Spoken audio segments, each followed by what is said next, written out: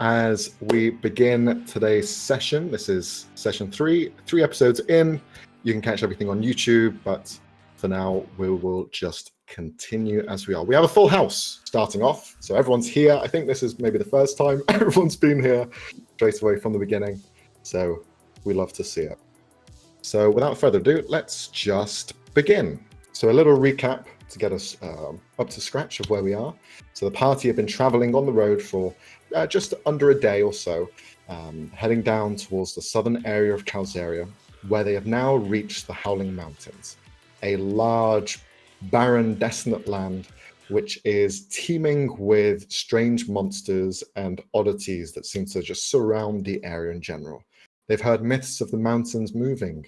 Large gusts of wind can take one person from one side of the mountain to another in about less than a few seconds.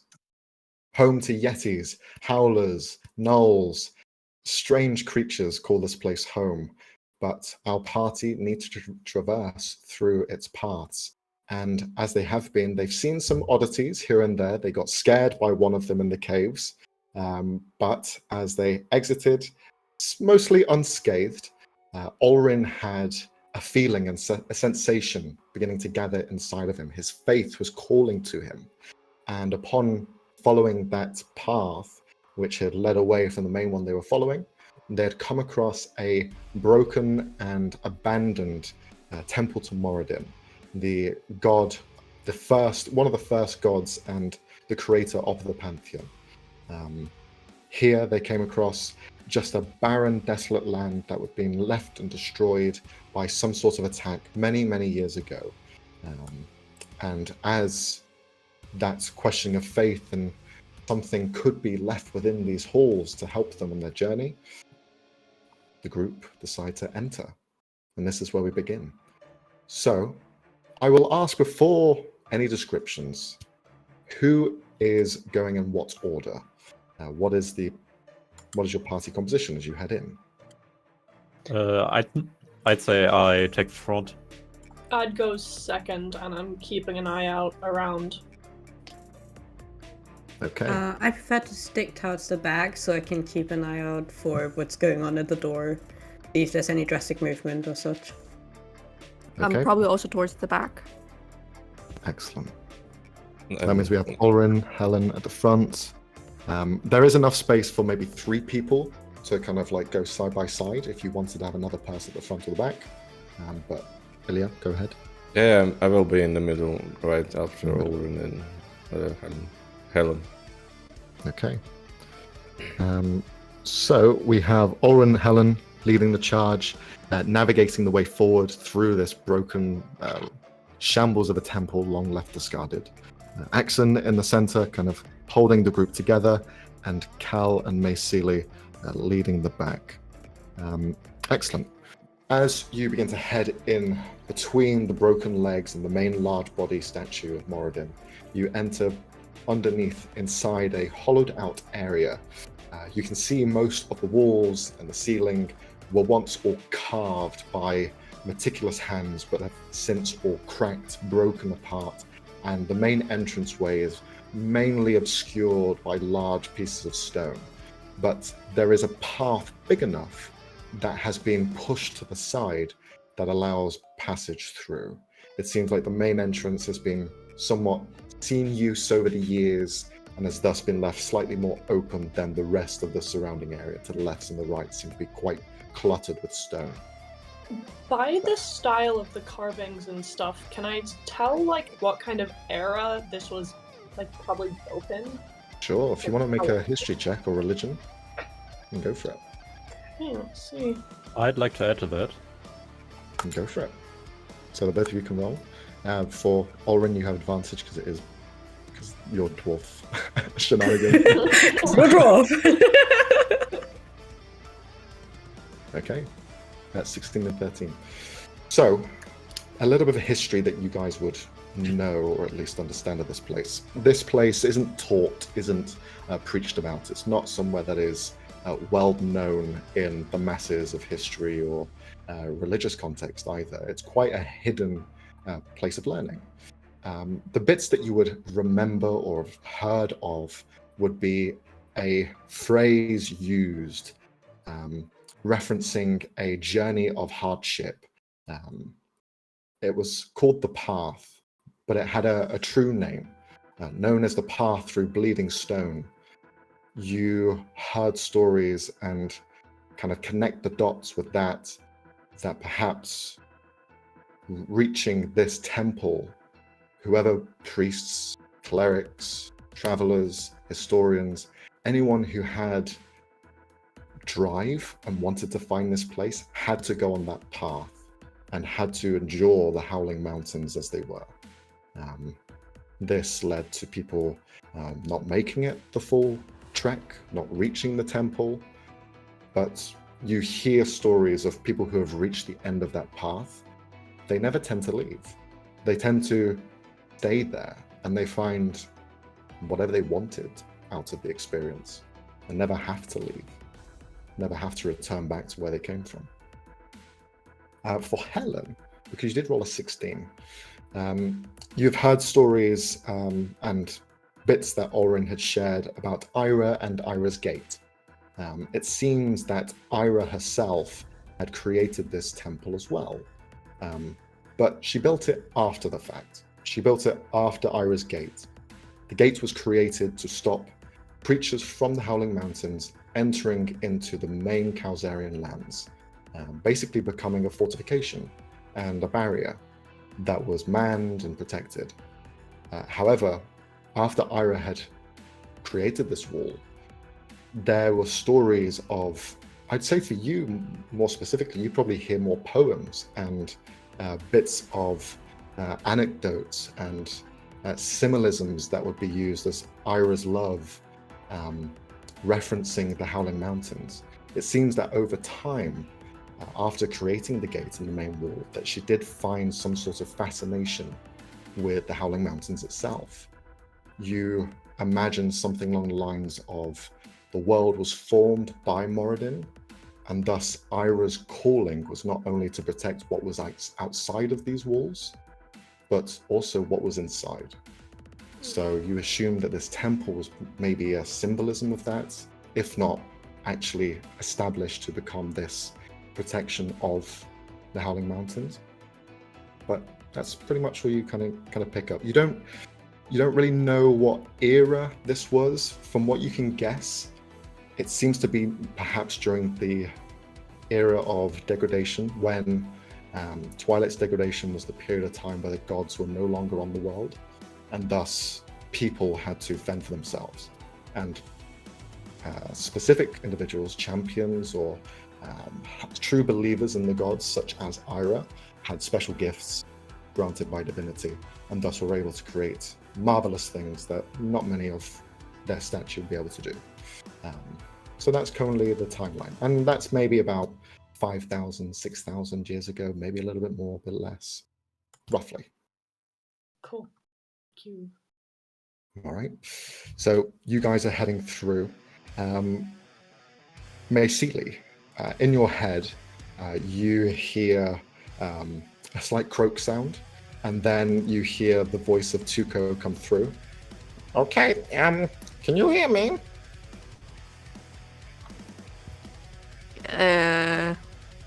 Can I say yes in my head? Okay, you respond. Okay, I'm trying to maintain a line of communication, but there is a distance that it has. I will see what I can do, but if anything happens, let me know, please. Okay. Okay. You kind of respond to that, knowing that Tuco was going to try and keep some line of communication, but with the distance of the spell, being only 100 feet, you can only get so far. So maybe some messages might be a little bit intermittent as you go further into the temple. That was Orin and Helen kind of leading the charge. What's Axon and Cal up to as you're kind of pushing through as well?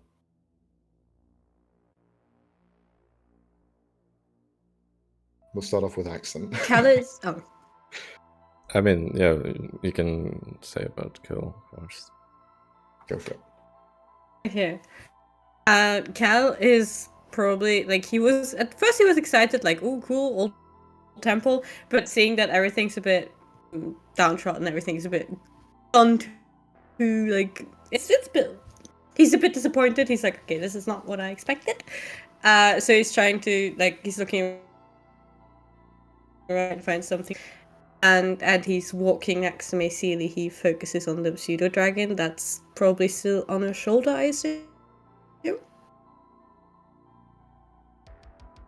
They're still wearing the earmuffs.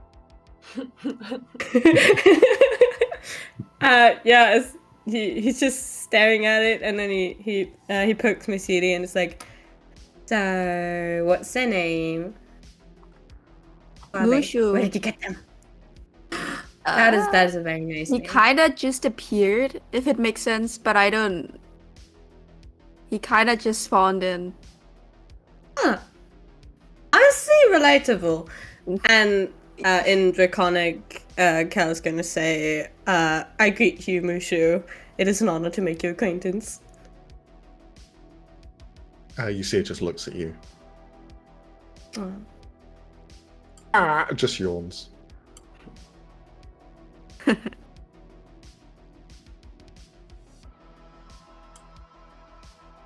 Pretend to baby the dragon. She's like, oh, he's so adorable. In Draconic. Mayseely, what do you think Mushu would think of Cal? Would you have given any prior information or orders? No, but I think that because Cal is an ally to Mayseely, he'll probably be fine. Okay. As you kind of reach out and begin to kind of like scratch the ruff of their neck, you do see from a moment that it exhales through its nostrils, they flare slightly as it's letting you scratch the bottom of its neck, but its eyes are just kind of like staring intently at you, Cal. And the breath is like warm on your finger. That is slightly threatening, but okay, okay. And he gets the message. He's gonna not bother the dragon if it doesn't want to be bothered. Very sad. Just roll animal handling check for me.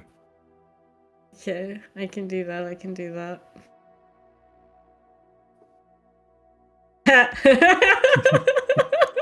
Your suspicions are correct. So unfortunately, it doesn't seem to be gravitating to you too much, but who knows? Maybe some more time and attention could help. Nice. And Instead, he's just gonna continue looking around, being like, have you guys seen any more Yetis yet? They will find us first if you keep being that loud. Good! Voices. I want to see more! Inside voices. Inside voice, okay! And he gives a big thumbs up. Cal, did you miss the part where they can make you an icicle just by looking at you? No, that sounded really scary. We do not want to attract the Yetis. Right. Yeah, no, that makes sense. And Axon, what are you up to? I will close my eyes, and I don't know, like those who are behind me probably will not see, but anyone who will look back will notice that the eyelids, the lines over it starts to glow, and I will use my spirit sense, so I will go blind beyond 30 feet, but within 30 feet I will see into ethereal plane. Yeah. Ooh. Okay. As Now there's you face spiders. begin to like focus into this ethereal world, the ethereal world is almost acrylic in look and design. All of the paintings, colors, and everything around you in the material almost seems to just like melt slightly and move back and forth with a slight undulating feel, as though submerged underwater. Just the waves rippling against the stone and materials that shouldn't shift. I'd like you to roll an Arcana check as well, as you're looking through the material plane. I'm searching more or less for the spirits, if there are any around us, or like the Yeah. memories of what transpired here, like a long time ago. But say that. Okay. So it's 14. With having ethereal sight, most of the time you can see traces and elements of magic which isn't usually perceivable. Runes, emblazoned sacrificial and wards, magic of all kind. However, as you're staring through in this, what should be a sanctity of divinity, a place where divine power should be pumped and flowing through the halls, it is quiet, ever so quiet, that there is not a spark of divinity here. It is completely barren. The only small smidge that you can sense is emanating from Ulrin, and that is it. Everything else here has been almost bleached clean of any sort of effect that may have been in this temple. Ulrin, did you tell us that it's like a temple of some sort? Well, it used to be. I can barely feel any divinity here, Yeah. if at all. There is no divinity left in that place. So, if you are searching for some... Perhaps not here, but down by the altar in the sanctuary, we might be more in luck. I can look for it, but don't get your hopes high, I would say. At least we can try and look this place. Besides, I feel like I'm not here just to look at the rubble, as I suspiciously gaze around. Okay. You continue in, and eventually the howling wind that just permeates the mountains becomes lesser and lesser.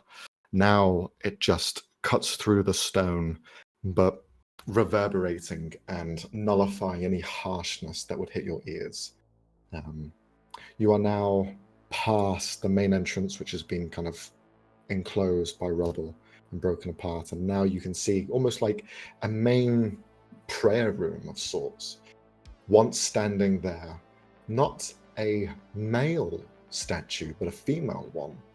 You can see a slender figure draped in what looks like cloth, but it is stone that's been painted and carved meticulously to form cloth and simulate it.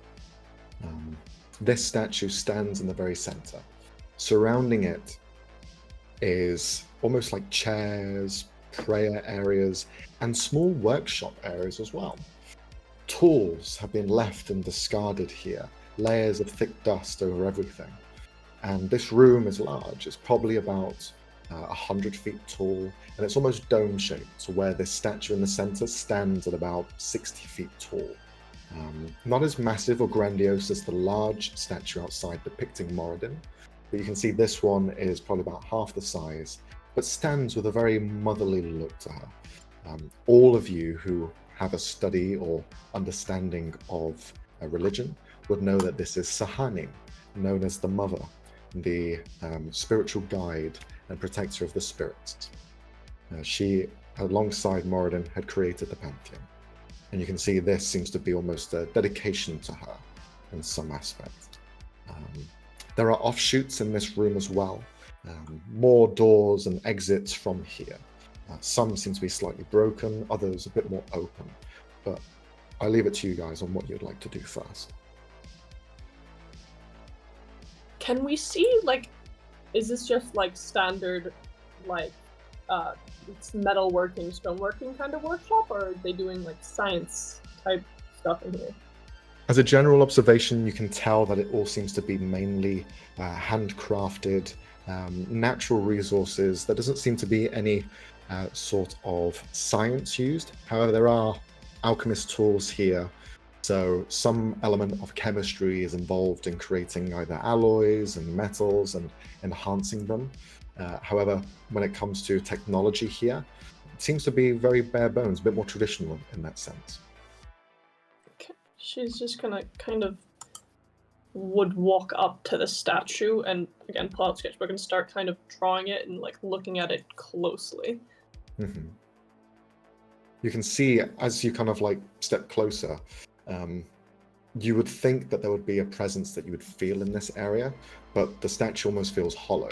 Although it's painted in realistic colors, a white long dress that covers almost from head to toe, long veil across the eyes, and skin tones that match that of the moon. You can see that there is kind of similarities and bits of iconography that you've seen in other places of Sahanin, but there are also some different takes, different interpretations of that. But yeah, you begin to draw out a small little sketch of them. If you want to, you can roll a history check to see if there's anything else that you can remember about Sahanin. Whilst you're doing that, anyone else? I'd like to join into the history check again. Okay. Because this is about a person, this will just be a straight roll. Okay. Rather than an advantage. Okay. Whilst these two are kind of looking and reminiscing, what is everyone else doing? Cal is looking at the different axes of the room, and he's in particular looking for any signs of more recent activity. Okay. Then for that, I will ask Or for either something. an investigation check or a survival check to see if you can sort out track marks, prints, anything between.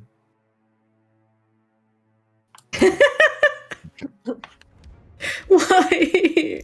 Cal begins to investigate the general area. Oh, that's a Marine nice rock. Look at this rock. Marie and Axon, Macelia rather, what are you guys up to? Well, She's. Oh, sorry. no, go ahead. She's observing, like, what the fuck's going on, keeping an eye on anyone's coming, anything's weird. It's the observant Okay. one. Dan, I'd like you to roll a perception check then.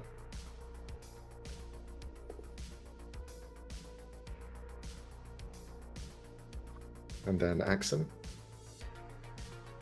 Ooh, nice. Yeah, I will also look around with that sight. I will still keep it going, but when I'm looking around, I will come closer to the statue of Sahanin and hold my gaze over the statue. But then, Okay. yeah, with no interest, I just look like, further. And Then I'd like you to roll a perception check as well.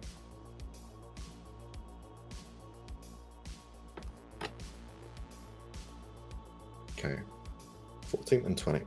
We'll start off with Cal. You begin to look around and you can see that there are 3 exits from this space.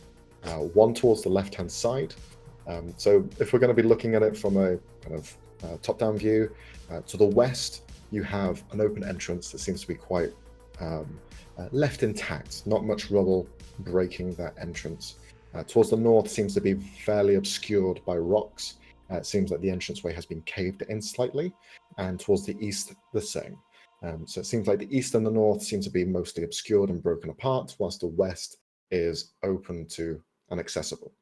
But whether you can shift those rocks around at the north and the eastern passage, you can try it, but it might take some effort because they are big boulders. Whilst you're kind of doing that, Ulrin and Helen, the two of you begin to think about and kind of look back on who Sahanin is as a figure. Moradin and Sahanin, they both came to Kurthek and they created what is known today. They formed everything, they birthed the Pantheon, and they brought body and soul to people and the world. Animals, beasts, monsters even, as well as everything else that came out of them. Humanity was one. The gods that came out of them, the brothers and the daughters and the sons, they then created their own offspring, and there is a large family tree that you kind of know rough bits about. In terms of Sahanin, her depiction is the mother, the protector, the soul of the world. There are stories, however, more malevolent ones, where there is almost blame put upon Sahanin. Although she helped bring life and souls into the world, that creating of so much life and energy into the world created a offshoot of monstrosities that began to become released into the world, uncontrollable. Those that seeked to consume souls and to basically remove anything that they had created. These are known as demons, shadowy demons, demons of varying sizes and shapes and forms. They were created through Sahanin's hands, basically. As she created life, the demons became an offspring of that and tried to consume everything that they had created. Demons aren't the same in what we would refer to as the real world scenario of D&D. Devils and demons are not the same. Devils are infernal beings that live within the nine hells. They are mutations and almost side effects of sin and what these demons represent. The demons are more malicious, they are more grandiose, more powerful, and some of them can even defy gods.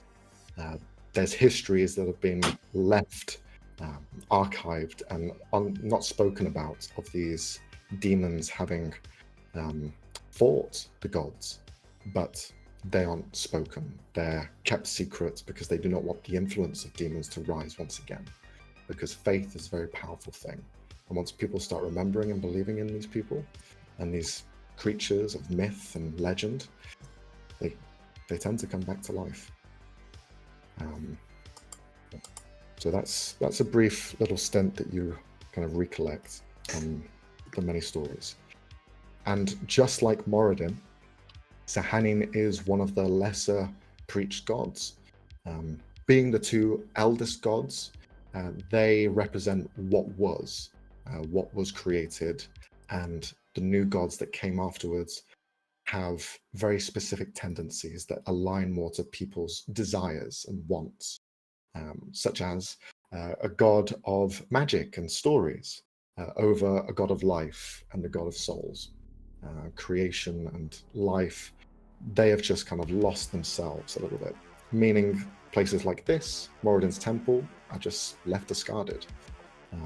There are only a handful of places that you know teach, or at least are represented by Sahanin, and there's only one of them in Calzaria, and that's known as the Winter Spire, a sanctity of Sahanin towards the west of Calzaria.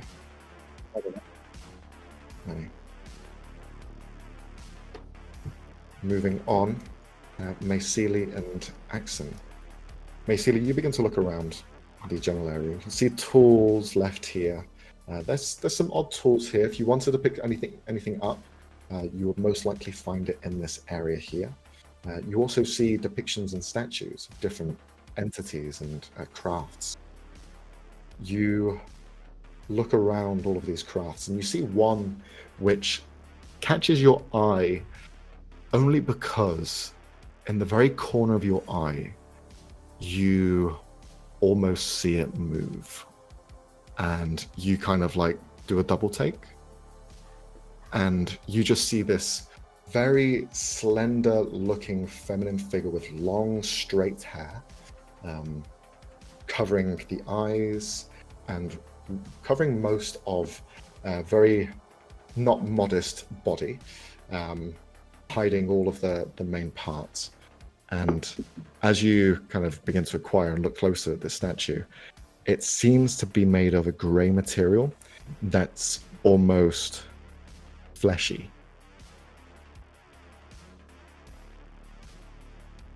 Oh, muted.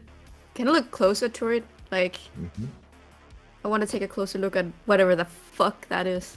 Yeah, sure. Why? Why you- not? You can see that this Nice. statue was kind of left to the side slightly, and it's not massive. It's probably about 1 foot, 2 foot tall or so, very slender, so not very wide at all. And you can see that, again, long fringe hiding most of the face, and you can see that you cannot see the eyes at all. But listening closely, you can almost hear the statue whispering.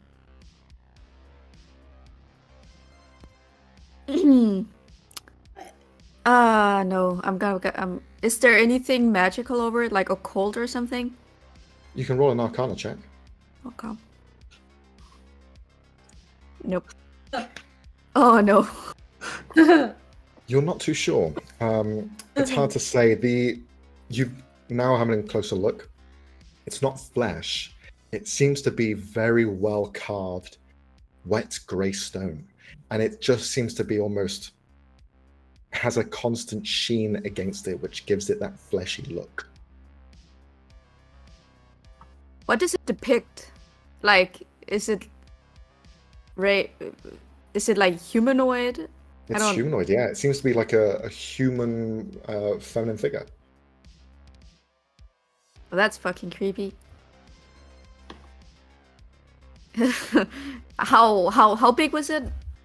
It's about something that you could hold in your hand. It's not massive, and it's No, I'm not just gonna do laying that. there.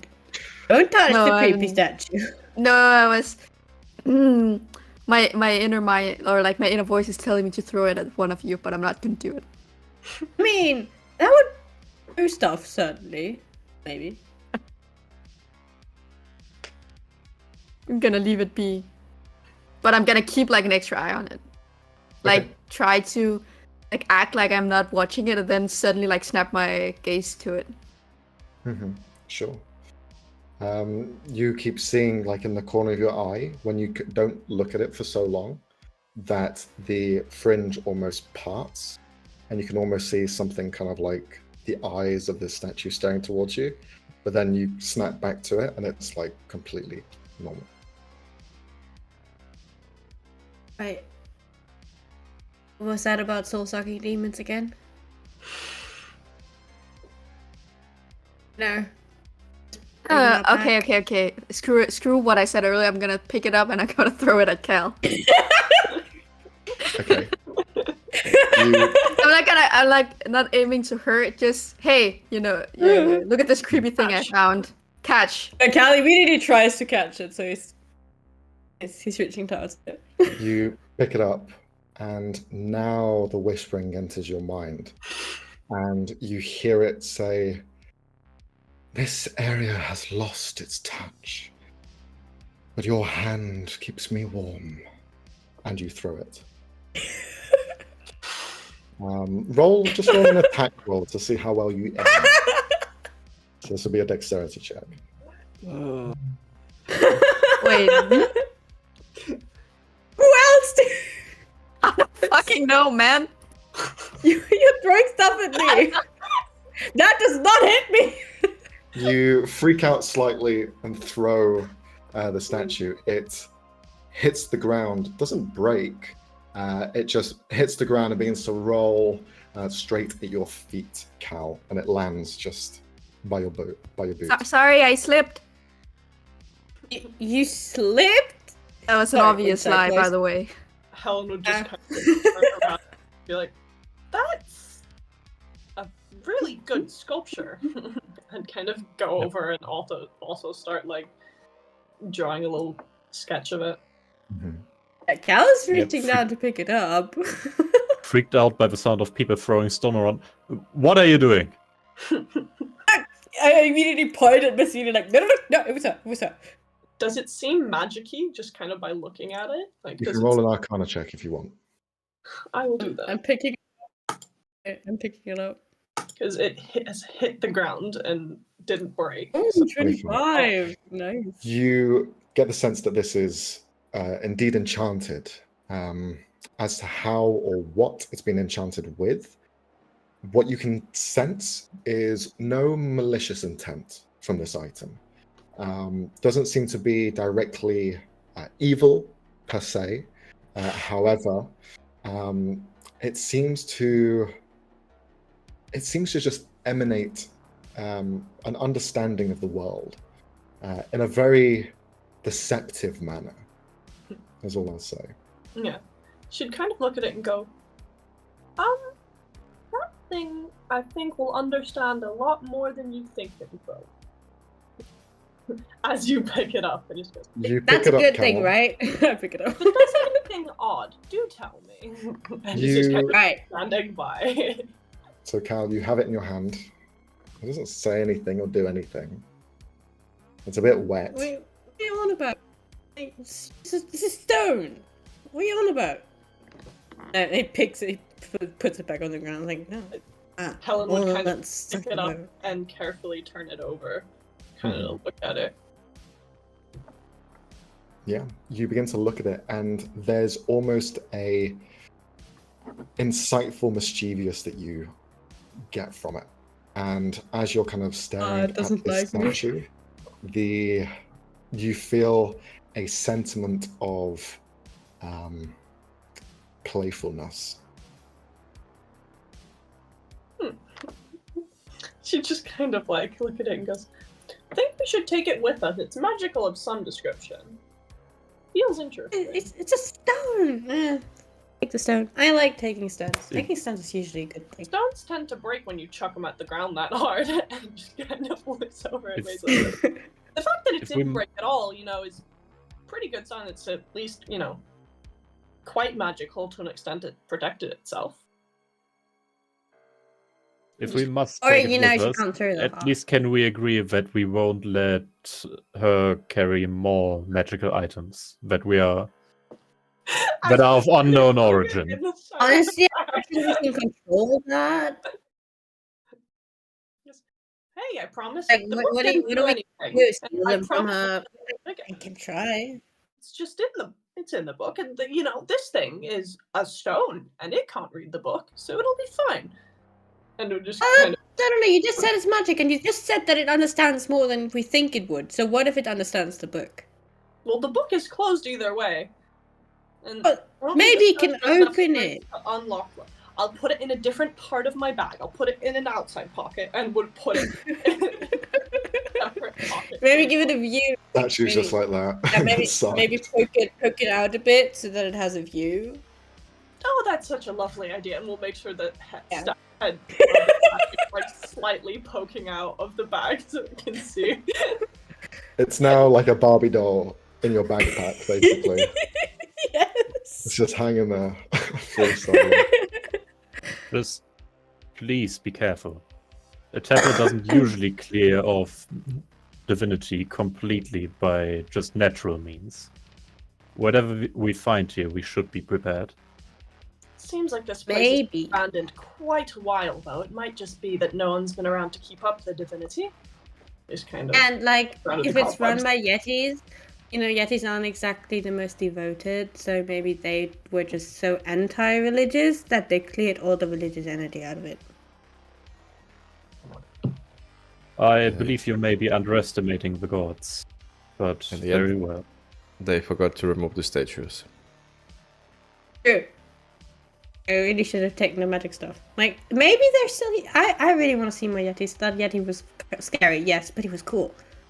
You have to admit, he picked that thing. He just picked it up. Oh, that was impressive. Feeling though, they wouldn't be so much on our side. I mean, we could ask them.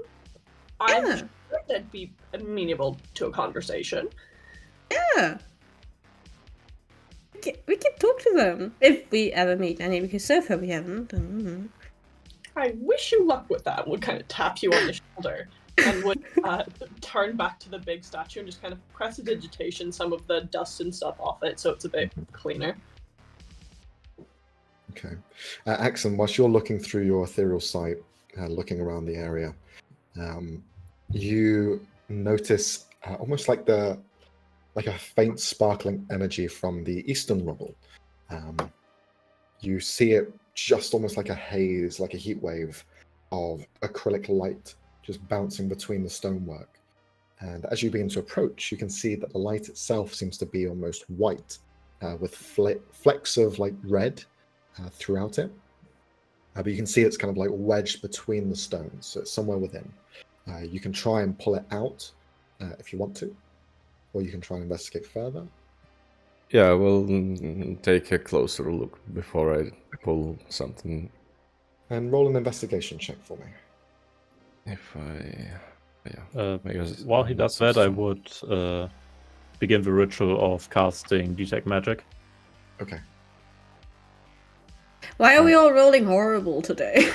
Well, not all.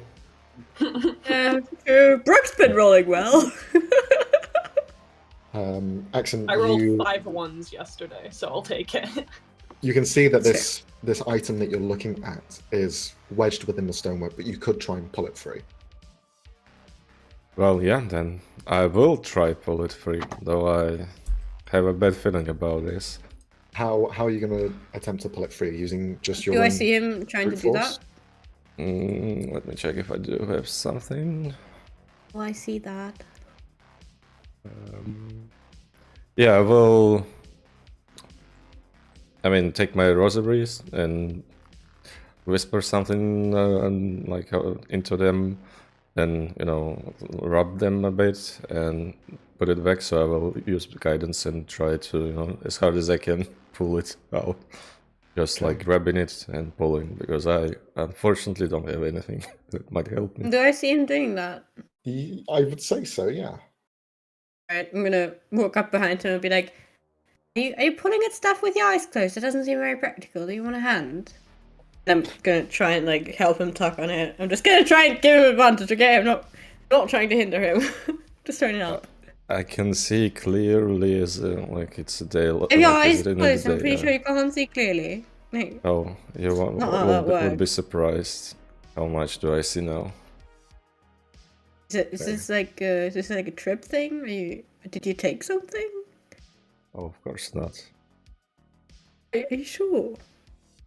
You know, you need to blindfold your eyes, child, so what's ahead won't scare you. Wouldn't it be more scary if I can't see it? Like, No. imagine that thing in the tunnel just now, if there was no light and it was just stomping towards you. You'd prefer not to be able to open your eyes and see it? Yeah, I didn't see it. Run away? And I was not scared. Because you didn't see it? Yes? I just heard it. No, wait. Oh. I don't have the dark vision. I'm not so lucky as you. Yeah, no, it was fucking scary to see, so yeah. Good thing, though. Yeah. Okay. Axon, if you want to roll an athletics check at advantage for me, and add your guidance.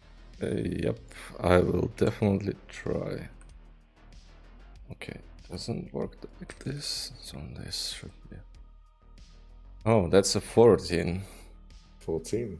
You reach at this piece of white that you can see kind of poking out. For Cal, you're looking at the stonework through your kind of regular vision, and you can't really see what he's grabbing onto. So he just begins to pull and pull. You're looking around and watching the bits of stonework around to make sure that nothing falls when he pulls it. And as he yanks it backwards, you see all the force kind of pulls with him, and you begin to see some of the stonework begin to shake and move. And I'm going to need the both of you to roll a dexterity saving throw for me. However, Cal, I'm going to give you the option here.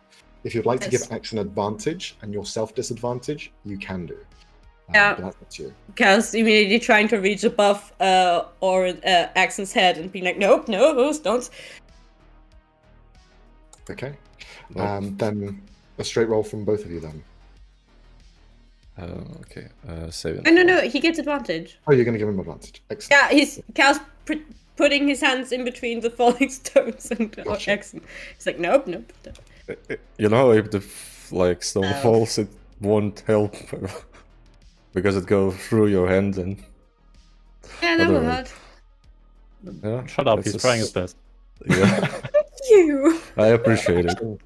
You have enough time to pull this, what looks like a chalice, free, and you have it in your hand, and you kind of like stumble backwards as Cal is kind of holding up some of the stone. Cal, a bit of the stone kind of like hits the side of your head, so you will take a bit of damage. That's going to be 4 points of bludgeoning damage. As some of these stones begin to fall onto you, you push out of the way and then allow the rest of the landslide to just go down the side bit. As all of the stone just falls down to the side, rolling away, you can see this room is now kind of open slightly.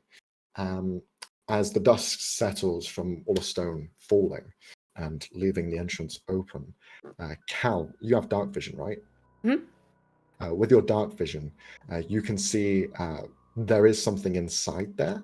You can see a shape of something, and you can see it kind of like stumbles forward. You see four-legged, a creature of strange proportions. Four-legged, large face with almost like a frog's neck underneath with a sack, but you can see it has almost like the skin is flapping off to the side. This creature has large black eyes on the side of its head, but the rest of its body is spined and thin as it begins to stumble forward. You hear almost like the flopping of the skin as the neck is all kind of broken apart. This creature is seeing heavy wear and tear as it begins to step forward. You just see it kind of like begin to move in your direction. Yeah, climbing Cal over would the rocks.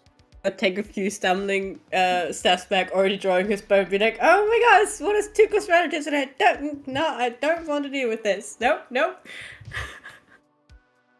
The rest of you hear Cal saying that, and you turn to see this, the same creature just kind of exiting now. It's large in size. It's probably about the same size as an ox, but it seems to be quite wafer thin in its body, and it's just stumbling forward with a slight limp in one leg, looking around everywhere, and you just hear that kind of like a warbling sound of the throat underneath as the skin is just flapping loosely. I would say you would understand what this creature is with the prior knowledge of the Howling Mountains. This is a howler.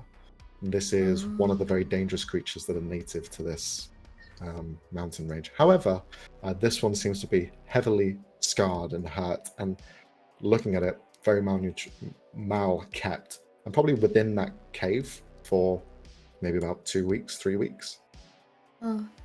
I went through phases there, being like, okay, no, I don't have to ask the question. I have to ask the question. Does it look aggressive? You roll an insight check. Insight. While she does that, Oren will sprint over, trying to position himself between the creature and the rest of the party. Okay. 13. You see like a starved animal, however very injured, looking around in desperation almost, seeing as now Oren appears. You see it begin to kind of lean down onto the ground, and its hind legs begin to stretch backwards as it looks down and keeps its belly close to the floor, looking at each one of you and looking prepared to pounce. Okay. I'm gonna, as soon as Oren steps in front of him, I'm gonna be like, wait, just a second. The slow and telegraphed movement, I'm gonna reach into my pouch and draw like a piece of meat. And like, carefully throw it in the general direction of the thing, like, have some food. Don't eat us, eat this. You throw it forward, and as you do, you hear that warbling sound again, and the mouth opens up as you throw it through the air, and it just absorbs it straight away. It just sucks into the mouth, and you just hear the gastric organs inside begin to bubble and boil whatever meat you've just thrown it, and That it sounds just begins really to keep itself to the acidic. ground still.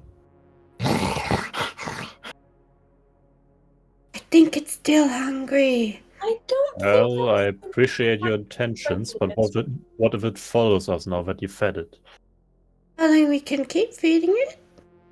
I think it would be better to put it out of its misery.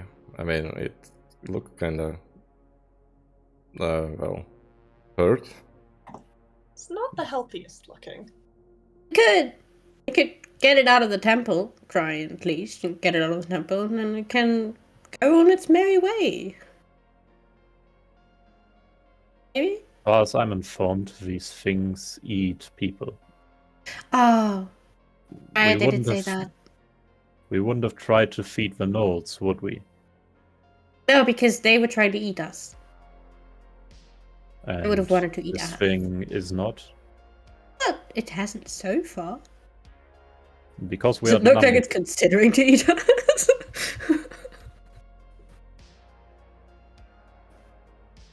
Probably As does. you're talking back and forth, it's staring at Olrin as you're the one who's placed yourself forward, and it kind of arches its back, and you see all of the spines begin to almost like flex for a moment, like 7 layers of spines on its back. You hear some of them just break off. Some of them kind of almost prepare themselves, almost like hairs on the back of its neck. You see it kind of like adjust itself slightly, still staring towards you, and looks towards the exit. I'm gonna throw a piece of meat towards the exit. Like, go follow the meat. Right. And then I'm I gonna try back away a to, step, away from the exit, so that I have space. I try to lower myself slightly just by bending the knees a bit, make myself more compact and unmovable should it pounce on me. Mm-hmm. Bring my Make shield yourself in between us. less threatening, and Cal, you throw another piece of meat over towards the exit of this place, and I'd like you, Cal, to roll a persuasion check at advantage. Olrin, in your head, you would just hear, "Don't we have company outside?" I'm not gonna lie, Cal does not remember at this moment. So if you want to remind him of that, remind him now. Because he just rolled a 70. Okay, I doubt Tuko would be pleased if we led this animal towards him. Oh my god. Cal's gonna be like, oh, okay. He's gonna go in between the thing and the exit. You see it stand up on its 4 legs again, wobbled at the knees slightly, and begins to go towards the exit. Cal, you begin to intersect. You run in between where you've just thrown the meat.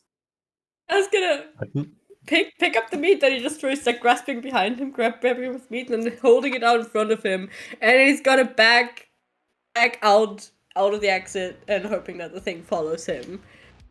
I position myself besides Kel, following his movement, but not intercepting right away. Okay.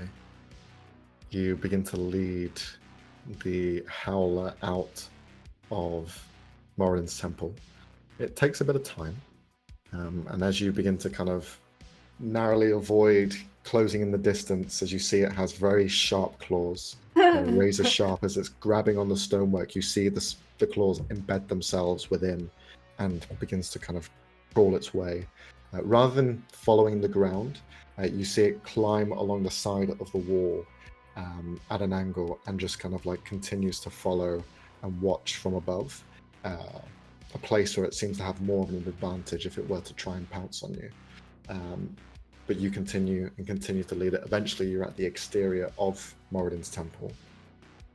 As soon as I see Tuko and Z where we left them, I'm gonna make like a slight gesture of like, keep calm. And I'm gonna back past them, leaving a fair bit of distance between where they're standing and where I'm leading the creature. Mm-hmm. If it follows me calmly, I'm gonna throw the meat as far as I can. Okay. I hope that it follows the meat. As you're by the entrance, you fling the meat out. You see the howler against the wall, seeing the exit now and hearing the whistling of the mountains. You see it begin to rush out as fast as it can. And rather than jump out from the exit, you see its claws embed itself on the lip of the exit and wrap itself up as it begins to ascend upwards, up the leg and the side of Moradin's broken statue. As the meat flies in the air, the wind begins to almost carry it slightly, but you see that it's something inside of the howler almost controls the wind, and you see it just enter its mouth, and it continues to ascend up the side of the mountain. Yeah. It does not turn around and wave.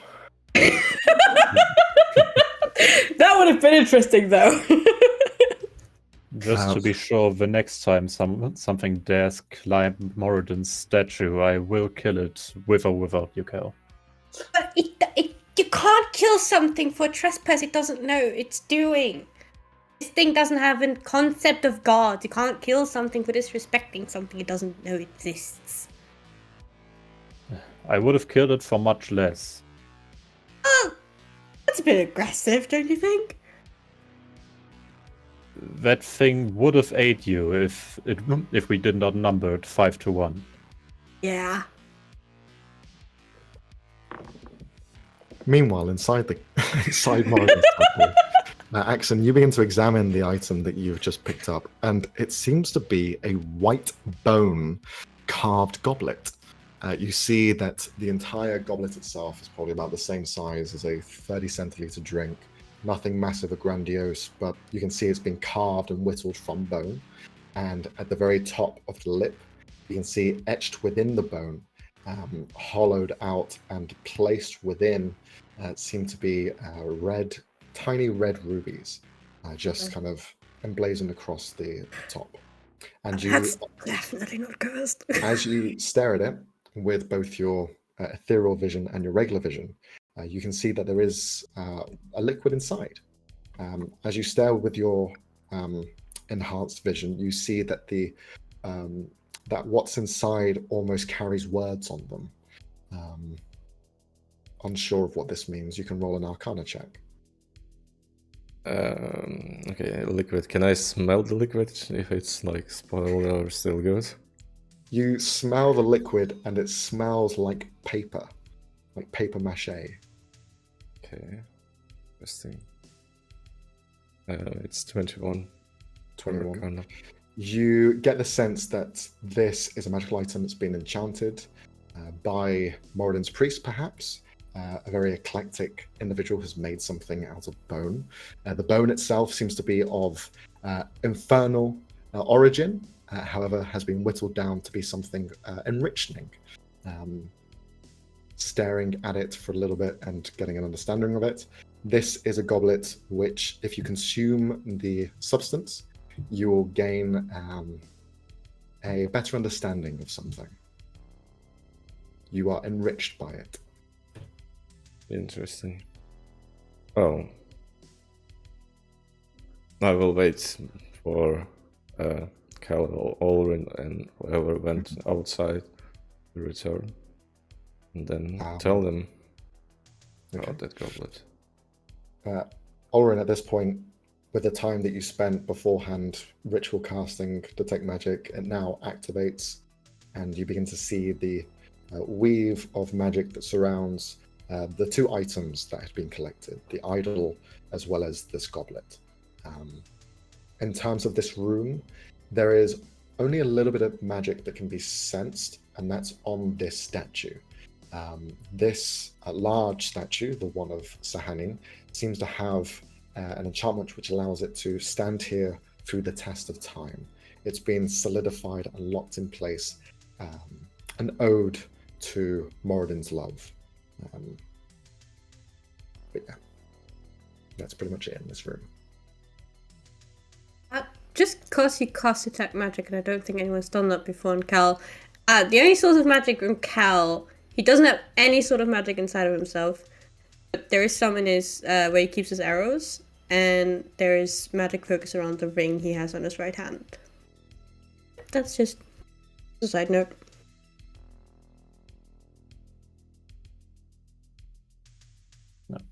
So what do you guys want to do next? So when we entered the temple, there was a stairway going down eventually into this grand prayer hall with Sahanin and stuff.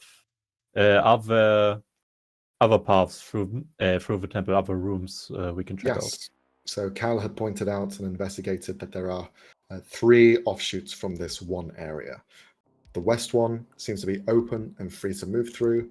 There is a north one which is barricaded by stone, and there is the east one in which the Howler has just walked through. Upon investigating that room, it seems to be empty of anything else. The Howler seems to have been trapped within. I still give it a quick glance with detect magic. Okay. You don't see anything magical inside. However, you do see the carcass of 2 bony individuals. No meat or anything left on them. The bones look to represent that of humanoid hyenas. You see the kind of hyena-like skull, canine in look, and the rest of the body seems to be almost elongated arms, bone, ligaments, and a chest that represents that of a humanoid. See, it wasn't eating people; it was eating gnolls. Due to the lack of people in this cave. Yes. How big are the skulls? For the gnolls, they're about the same size as your human, if not slightly smaller in some areas. The snout extends forward slightly and is probably a bit smaller than a regular person's mouth, but that's just at the tip. The rest of the canine is going to reach backwards, so about the same size as a golf ball, as a basketball, roughly. And some of them are very heavily warped. The gnolls don't look after themselves, it seems. While looking around, I didn't notice any illusions or hidden doors or No, not anything at all. like that. Well, there's one path ahead that isn't involving any work, so we should probably take that one. Unless you guys really want to do more stone digging, which in that case. If I don't find anything of maybe historical or religious significance in that empty room, then I will, follow Cal's suggestion. Mm-hmm. If you want to, you can roll just a history check again. So at advantage, as you're going through the temple to see if you uncover anything. 10. Okay, we'll bear that in mind as you continue your journey. Okay, so you're continuing westward through the open entrance? Yep. Okay. You going in the same formation as last time? Yeah, and as we're kind of walking in, Helen's going to be keeping like very close eye on like the small details. Like, is there a tripwire in front of the door? Is there like anything dodgy looking as they're kind of going through? Just being very careful. I would like you to roll an investigation check for me as you're scouting the area. Cal is still staring at the statue that Helen now has and is very disappointed that there's nothing magical happening and just staring at it like, do something. As Helen is leading the charge alongside Olrin, every so often the guys at the back, you have this statue figure just there in the side of her backpack, and you do see it every so often, the fringe just part, and you see the eyes, and then you look, and then it closes. But it's only ever in the corner of your vision. Yeah, Cal just immediately always goes to my city. Oh god, did something.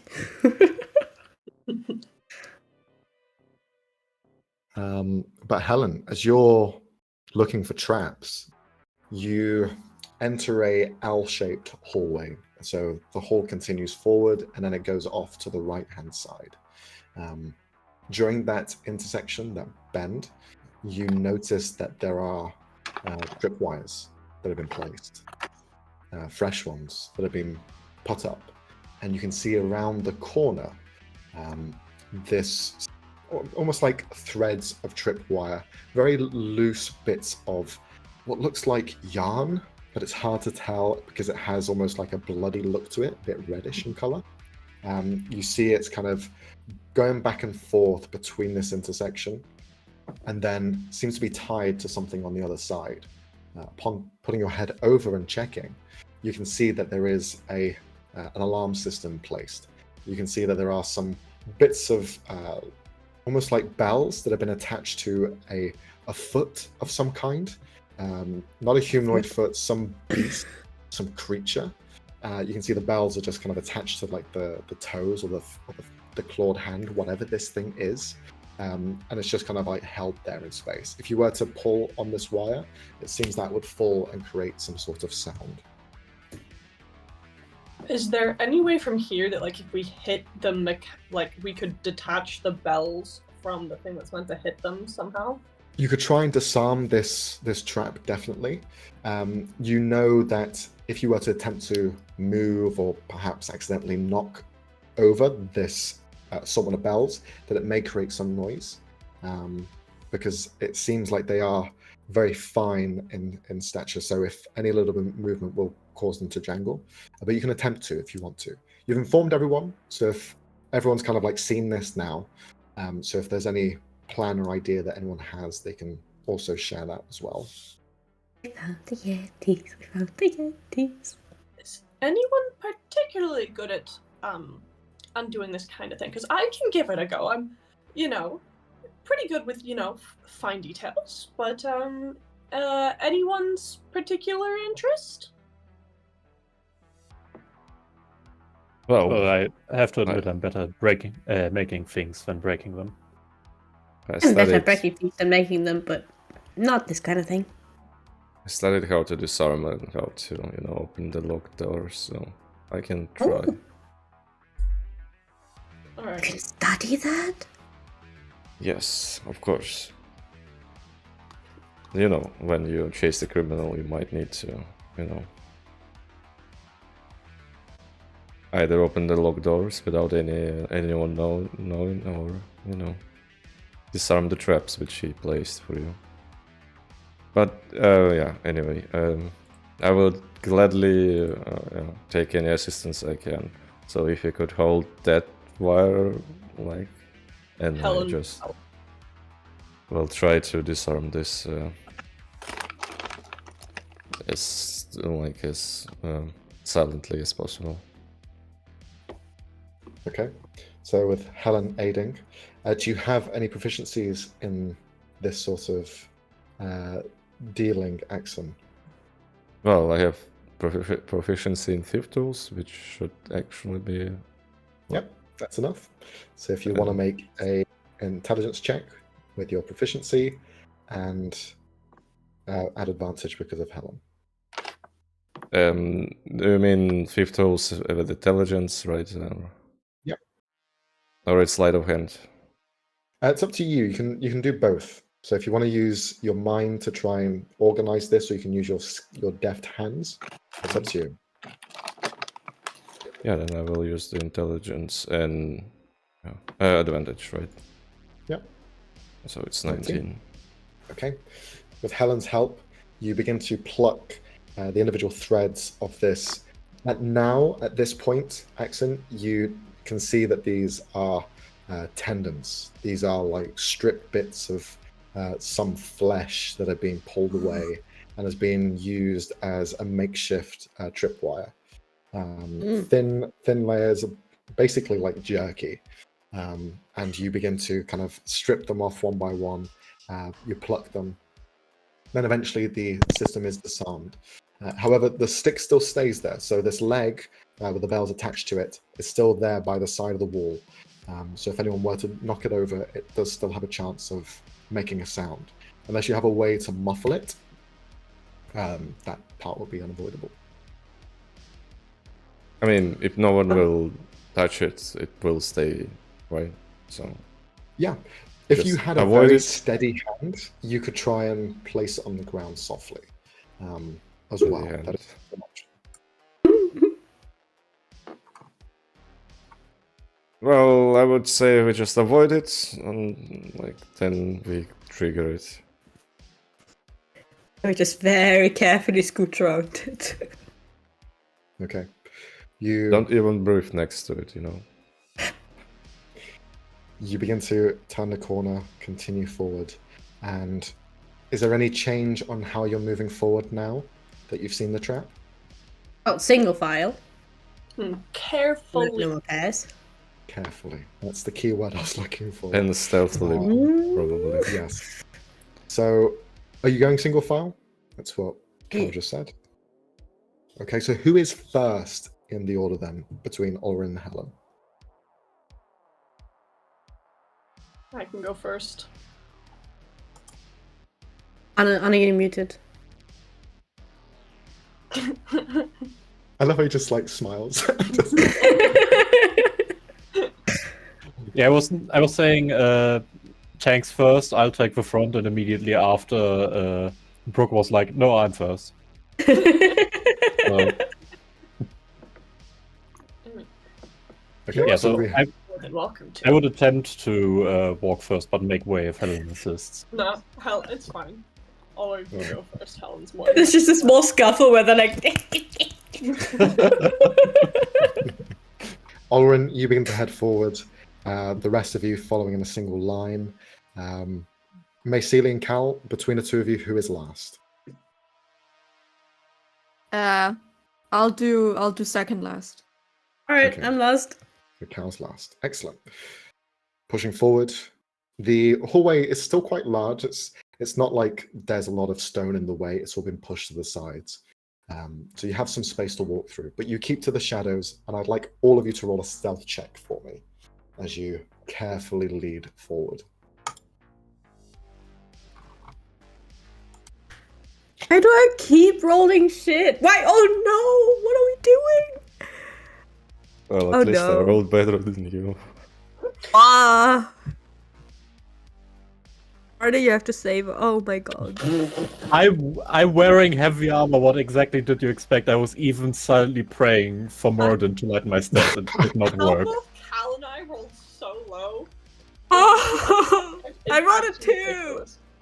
I rolled a 2! I rolled a 7. The fact that I rolled highest and I rolled a 7 is so bad. I rolled a 2! You begin to navigate forward.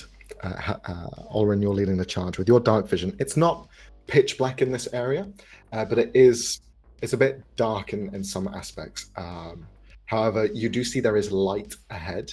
There seems to be light shining from a specific thing in the center. You get closer and closer, and eventually your eyes begin to adjust, and you notice that there is a large statue of Moradin.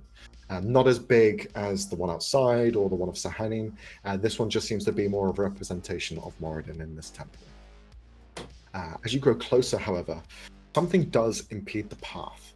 You can see that there are pillars, 4 pillars that surround each corner of this large statue. And there is almost like a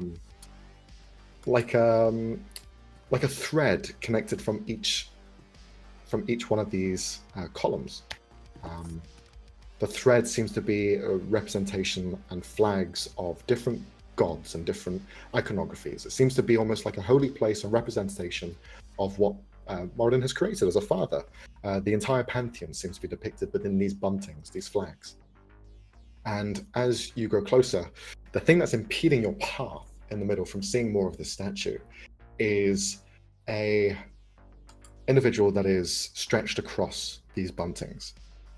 Across the thread, you see their arms pulled to the left, pulled to the right, and this now rotting skeleton is left there dangling on this thread. You can see what was maybe a sash of some kind across their body, light colors representing Moradin. This person has been left here strung up for decades. Seems to be a priestly figure, probably cleric of some sort of Moradin. But you see that they are just left there to hang. And this is when you begin to notice that it's not just one, but there's one on each side of where these columns meet. There are 4 priestly figures that seem to be stretched out across these buntings. Seems to be a warning, a sign of some sort of disgrace. And this room opens up larger. you can see the light begins to flood in, and the light was originating from this statue. It gives off just a general light that keeps this place once warm, but now almost too cold. There is a balcony to the left-hand side where staircases seem to rise upwards to it. You can see there's doors across there. And then as well, another exit, another offshoot from this main piece here. Stepping through and a bit further in, Olren, what's your passive perception? Let me check. Perception 15. 15. You see something that causes your stomach to turn. You see almost like it was etched into the ground by some sort of blade that cut through the ground like butter. Following marks in the ground like letters that have been almost like graffitied onto the floor. Blood marks, old stained black against the mostly grey flooring. You see that the letters are carved in common, and they read sins of the father across them. This writing lays beneath one of these priests that seem to be hanging there. Did we take them down? At this exact point, you see Olrin focused on those letters. And how does that make Olrin feel? Mostly angry at the blasphemous display of brutality. Someone clearly spread their hatred into this temple, disgracing it, slaughtering its clergy, hanging up the priest. It's some kind of macabre sign. Yeah, you hear a rattling sound of metal as Oren stands there gripping his shield and weapon tighter, trying to maintain stealth and probably failing. Mm-hmm. As you see Oren at the front just kind of beginning to have a crisis of faith himself, there is a moment where Oren, you hear something pop to the right of the rifle, and you see 3 sets of arrows fly in your direction. Does a 22 hit? Yep. Does a 16 hit? Nope. I got 19 AC. And a 17. So only one of these arrows hit. It's going to be 6 points of piercing damage. As you all see an arrow, well, 3 arrows fly down towards Orin. He quickly rises his shield to fend 2 of them off. They just fly off to the side, but one of them hits him in the side of the chest. And all of you now look up and you see this gnarled gnoll with a large longbow looking down, laughing its head off. And I'm going to need all of you to roll initiative as we begin a fight. Our first combat of... I freaking love not the kobolds, but those hyenas. Gnolls. Gnolls. No, they can fuck off. No, they are so cute. I don't like Their gnolls. I laughter. don't like gnolls. The gnolls. I mean, They're so cool, though. I'm aware they probably did not personally blaspheme this temple, but they will absolutely fucking die. The gnolls are about to be no more. My forge is messing around a little bit. I'm just going to reload it. But we'll go through your initiatives now. 1 sec. Just need to roll for these Also, guys. I'm gonna take a wild guess that their weapons aren't magical. Correct. Okay, so I take 3 less damage due to Yeah. heavy armor mastery. Excellent. Okay. So we'll go through the initiatives now. So if we can go through them from top to bottom. So 25 to 20, anyone? 5 to No, 20. I just asked this question just in case, because I know some of you guys can roll a 20. So, 20 to 15. 18. 18 from And 16 Helen. for me. Okay. 16 for Ulrin. 15 to 10. 14. 14 for Cal. 10 to 5.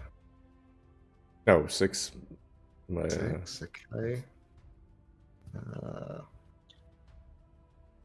6 for Axon. Mayseely, what did you get? 4. 4, okay. Maisley's taking her time. It's all right. I'm too distracted, man. I can't hear anything with these earmuffs on. But you haven't taken them off. We're inside a game. It's just the two of them. Her and Mushu just vibing, just chilling, nodding their head along. They're probably listening to some music inside them. They've got Lo-Fi Girl on in the background. I gotta make them some matching accessories so they can hear at some point. Okay, Helen, you are the first to act. As you see Ulrin take an arrow into the side, you begin to rush out forward to now stand by his side. And you look up and you can see 2 gnolls have leaned over this balcony and have got arrows trained in their longbows as they look down, both laughing in your direction as they've just seen one of them land into Ulrin. And then you also begin to hear the laughing and cackling of more within this large space. And as you step through, you begin to see them as well. So what I'm going to do is I'm going to share the map, and then all of you are going to be able to see where they are. Let's go. Oh, this is much bigger than I thought it was going to be. Yeah. So there's a bit of rubble in the middle. So you can see that there's a bit of rocks around the sides, to the right and the left. Some of the rocks on the left do reach up to the side balcony. And yeah, so how would you like to proceed? You see all of them begin to pull out weapons. The 2 archers at the top, they kind of were paying attention, listening and waiting in case something were to happen, whilst the others are still further into the room. So, it's these ones over here that... The top left, yes. Okay.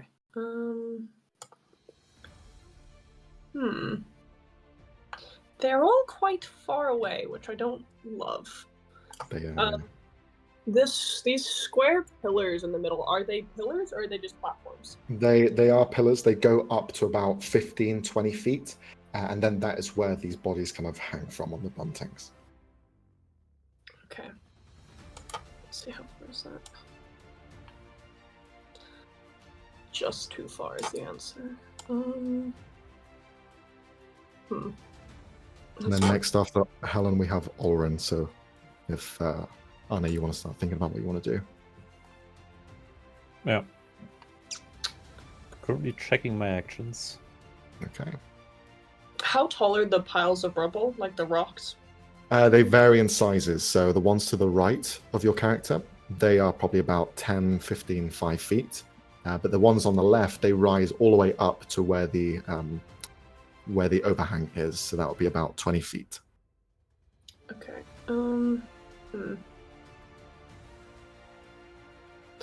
I'm gonna move up to here just to kind of give myself a bit more cover from the ones that are up here and the one that's over there.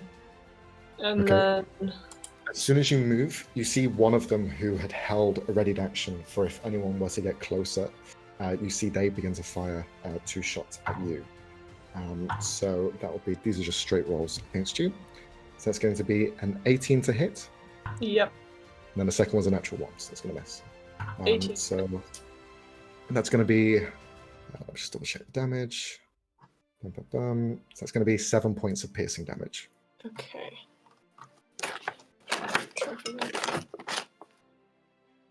So they just get 1 arrow in you as you begin to sprint towards this column. Okay. Cackling to themselves. Okay. And which one was that? That was the red one on the left. Red one on the left. Okay, fair enough. I am going to pull out my massive, heavy crossbow. Yeah. Clunk. Let me check if this is action or bonus action.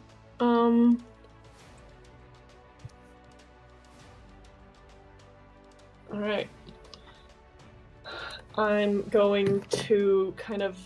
Is it a free action to draw weapons or bonus action to do that? To draw a weapon, it's a free action. Okay. I'm gonna use my bonus action to activate my Crimson Right. So I'll pull out the massive crossbow and this kind of energy, like weird ethereal, kind of comes off of Helen's like body and kind of congeals onto the crossbow, and I'm just gonna aim it up at him and shoot him. I take You fire. 2 necrotic damage for doing that, so that's 9. And then I'm just gonna try to hit the bastard.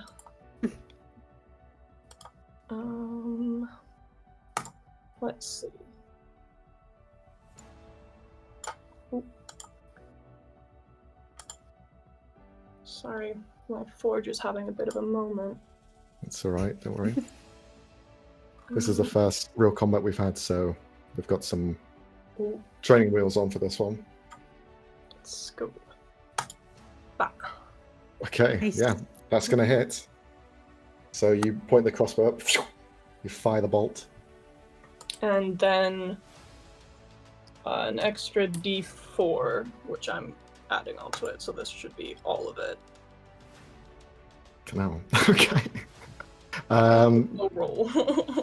What's the d4 damage? What's the... It's cold. Cold damage. Excellent.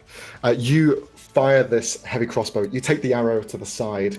You place your back against the wall. You look up.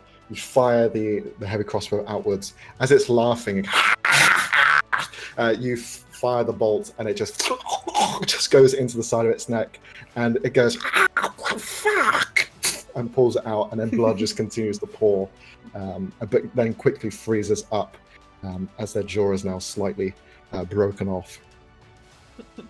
Anything else? They can She's speak. just gonna cackle back at it exactly how it was cackling at her in a very creepy way. Its mouth is now filled with frozen blood, and it just goes. Just can't say anything. Yeah, she's just gonna laugh back at it, and then that's me done. Okay, Ulrin, you're up. Yep. Can I identify the thingy? That shot me, or rather, yes. the one that hit me. It was the one over to the left-hand side on the side, so the pink one. Okay. You see, it still kind of has the longbow pointed towards you, as it just knocks another arrow in, and just kind of like grins to the side of its face. And you see the tongue just lick against its very gnarled lips that have just been kind of left broken and chapped. Yeah, let me just check the range on guiding bolt. It should be 90, if not 100 and something.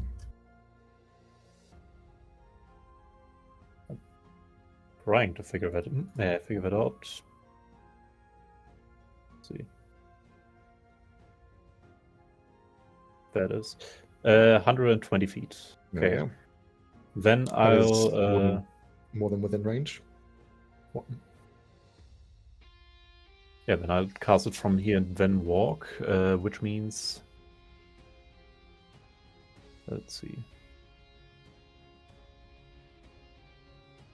That is attack. Okay, it should be attacking now. Okay, that is.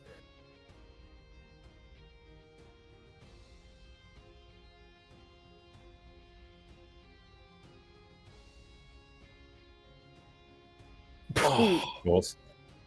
Ooh, not a good sign. In this moment of frustration, you begin to cast the spell, but it just doesn't leave your fingertips. Something kind of inside you, just the in moments of frustration when you aren't calm, that's when the magic starts to fade, and you just kind of like slip past some of the processes, and you just, it just doesn't appear, unfortunately. At this point, you hear the gnoll point at you, laugh. Have you got performance issues? Just keeps laughing to itself. I grab my weapon. Then wait till I get up there. And I make my way there, apparently very slowly. Dum, dum, dum, dum. Yeah, you go as fast as you can as a dwarf. Okay, cool. Cal, you're up. Right. Oh, Cal? Sorry. Go ahead. I would like to use this chance to then try to hit me properly next time. Okay. Roll an intimidation check. or a persuasion. Up to you. No, I'm definitely trying to intimidate here.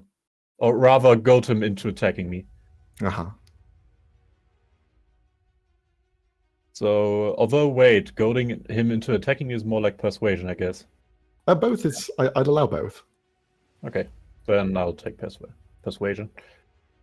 Just laughing away. Unfortunately, they hear you, but they don't care. Now it is Cal's turn. Alright, Cal, for his part, he's looking around, taking the nose and going, I cannot believe you're not Yetis! And then he's gonna knock an arrow and cast Hail of Thorns on it. Okay. Which, for him, just looks like from his rings are essentially vines that grow out of his ring and wrap around the arrow as he prepares to fire it.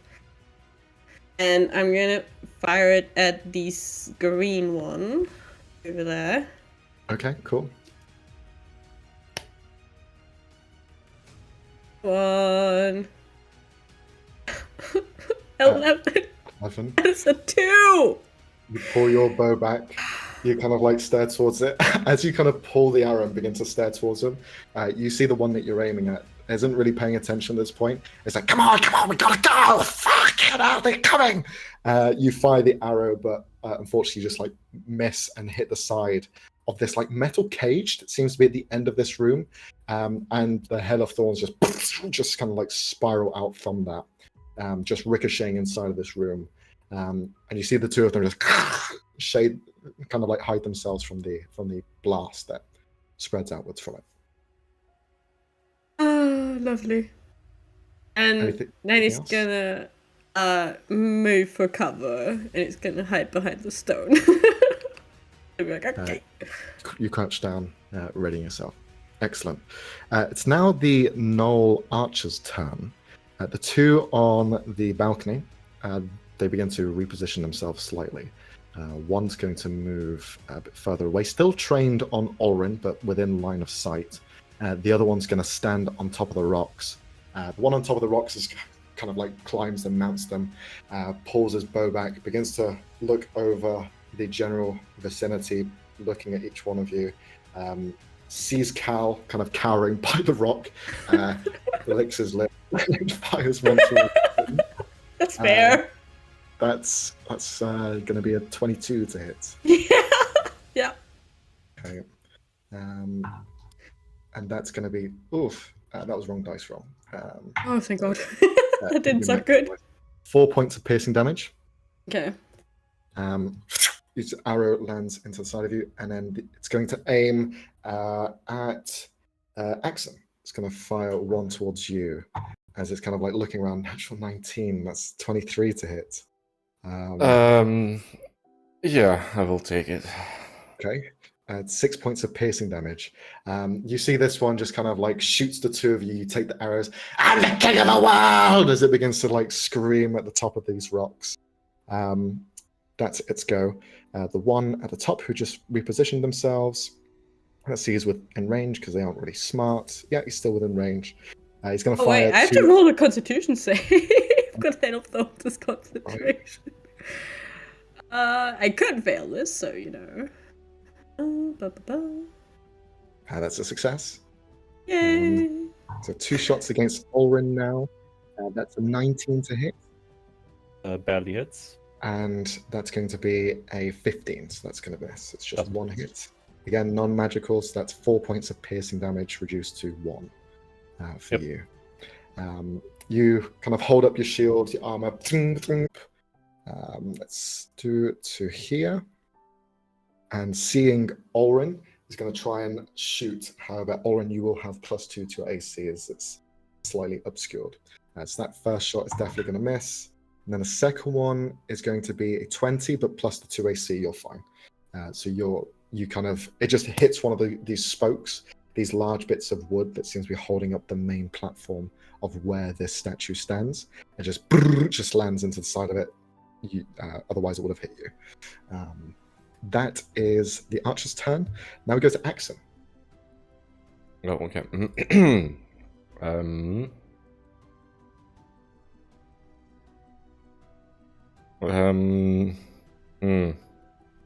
Yeah, I will go somewhere first.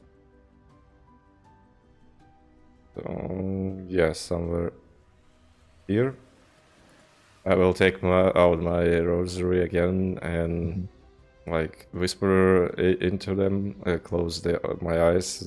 The rest would see how to more or less like free spiritual hands reach out, and one goes towards the himself, and he slightly embraced his hands which holds the rosary, and 2 others just reaching out to Myceli and Cal. Yep. And I will cast Bless on everyone, like whom I described, who I said. Very nice. So the 3 of you are blessed. So you have a +D4 to your attack rolls and saving throws. Nice. Yes, and what type of action is to go prone? It's a free action to jump on the ground. Yeah, so then I will just jump on the ground and put my shield in front of me. You just begin to prepare yourself on the floor. It almost looks like you're preparing for bed. Like you've got the blanket wrapped up right against your neck, like protecting yourself. But it's a strategy move. Cool. Is that it? Is that your turn? Yeah. To be clear, I'm not blessed right now, right? No, yeah. It is. No. It is just Cal, Myceli, and Axon. Right. Up to 3. Yeah. Next we have Myceli. So you're up. Upcasted cheapskate. Oh, I'm muted. I only have Now 2 you're spell, on. second No. level spell slots, so you know. I You need to will. be careful. The archer. Yep. Hello. Is there like? Oh, wait. I'm trying to. Nice. Gonna hex You're him. within range. Hex him? Excellent. What does the hex look like? Can I flip him off? Sure. like that. He screams, "I'm the king of the world," and you give him the middle finger, and he just. You see, he just begins to throw up. He's not doing too well. Something inside of him begins to maybe it was the blood, maybe it's your curse, maybe And it's just the I'll middle hit him finger. in the face with an Eldritch Blast. Excellent, go for it. I can cast it. Please? Oh, yeah. 14 will hit. Nice. And then you add your Okay. hex to that as well.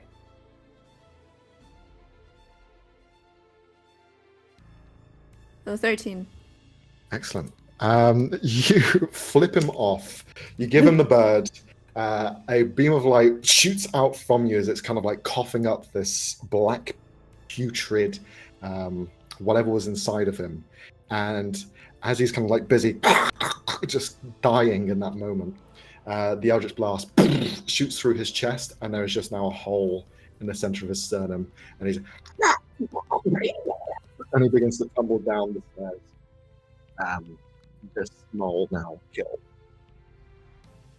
Nice. Blub, blub, blub, blub, blub. Dead. I'm gonna move a little closer because I have movement. Let's see. Go to this pillar. No, that's not how I want to. No, how do I? I You need have to to equip this. you have to click on the token controls on the top left, and then select token, and then that should allow you to. No, I click hate and this drag. already. No, there you go. Yeah, perfect. Let's go. That's my turn. As you begin to like run in that direction, you see as the gnoll very gracefully dies and falls down the stonework. The other archer that was at the top just screams, "No!" Enraged and angered by this display of murder. Oh no! Display of Oh, damn. murder. Now we move on to the other gnolls, the other two gnolls. You see that these ones do not carry longbows on them, but instead they have large spears by their side, hooked at the very ends. You see they just begin to charge forward, shield in the other hand, as they run up as fast as they can. They will get stay away. within melee of Helen, and the other one will rush up 20 feet there, and then the rest of the... it runs up to just about the side of this column, which you stand behind, Maceli, and you just see it turn its head, hello, as you just see its face there greeting you. But neither one of them can attack at this point. So we go to the top of initiative with Helen. One of them's just ran right in front of you. They are within attack of provoking range if you try to move away, because they do have a spear. Okay.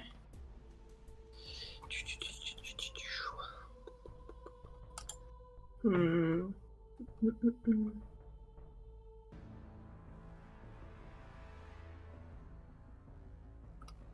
then we have Ulrin next. Enraged dwarf cleric.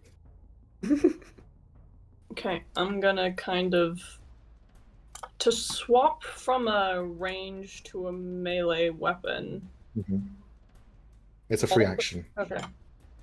It's a free action, but if you imbued one of them, then you have to re-imbue again.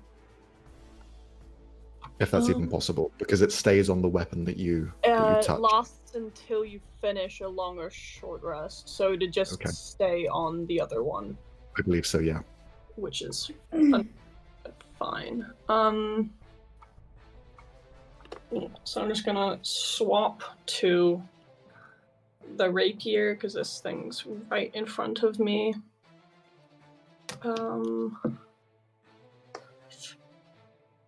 Cool, and I'm gonna hit it with the rapier. Oh, I'm gonna try to. I got this. 14 will just miss, unfortunately. But you have a D4. Oh, got this. You have a D4 because of bless. No. It's No, Maceli and Kel. does. Easily is blessed, That's yeah, right. not me. Yeah, unfortunately, you missed by one. The AC is 15 with the shield. So it just kind of hits against the shield, and it looks towards you as it kind of like pushes the rapier to the side. You're not going to steal our things and bits and bobs. We stole them first. As the rapier just gets stuck. Okay, that's fine. Kel just pokes his head up slightly. We don't want your bobs! Back off. Okay! We just want your stuff. Speak for yourselves, I want their lives. Then I'll take their souls. Jesus. Okay! The name Got is it? Sahani. Wow. I was trying to find if there's anything else. I think that's it. I Okay. don't think I have anything to do bonus action. All right. Then if that's your turn, we'll move on to Ulrin. Ulrin, you're up. Okay, I will charge this gnoll, position myself in between him and Maceli. Okay. While I run towards him, I let out a loud war cry. Ah! Also coat my warhammer in flames with searing smite and try to bust in his head. Okay. As it turns its head to look towards Macelia and goes, "Hello!" You come by with a large warhammer of flame. Ow! You strike. So see if you hit.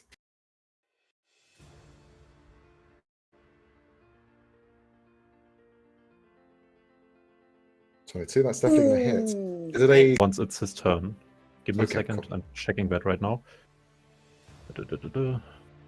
Yeah, I deal an extra d6, and then at the start of his next turn, he gets an additional d6 for burning, Okay, cool. and then by the end of his turn, he gets to save.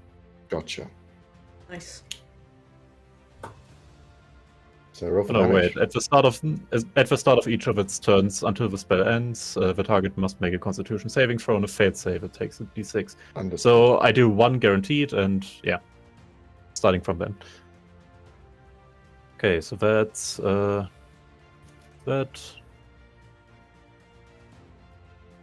that's 10 damage and a d6 that I will roll like this. There you go. And the d6, Nice. d6 is fire damage. Okay, cool. You strike out towards it with your war cry. You see its eyes light up for a moment as it sees the flames, and then you just hit against its chest. It does kind of like embed something.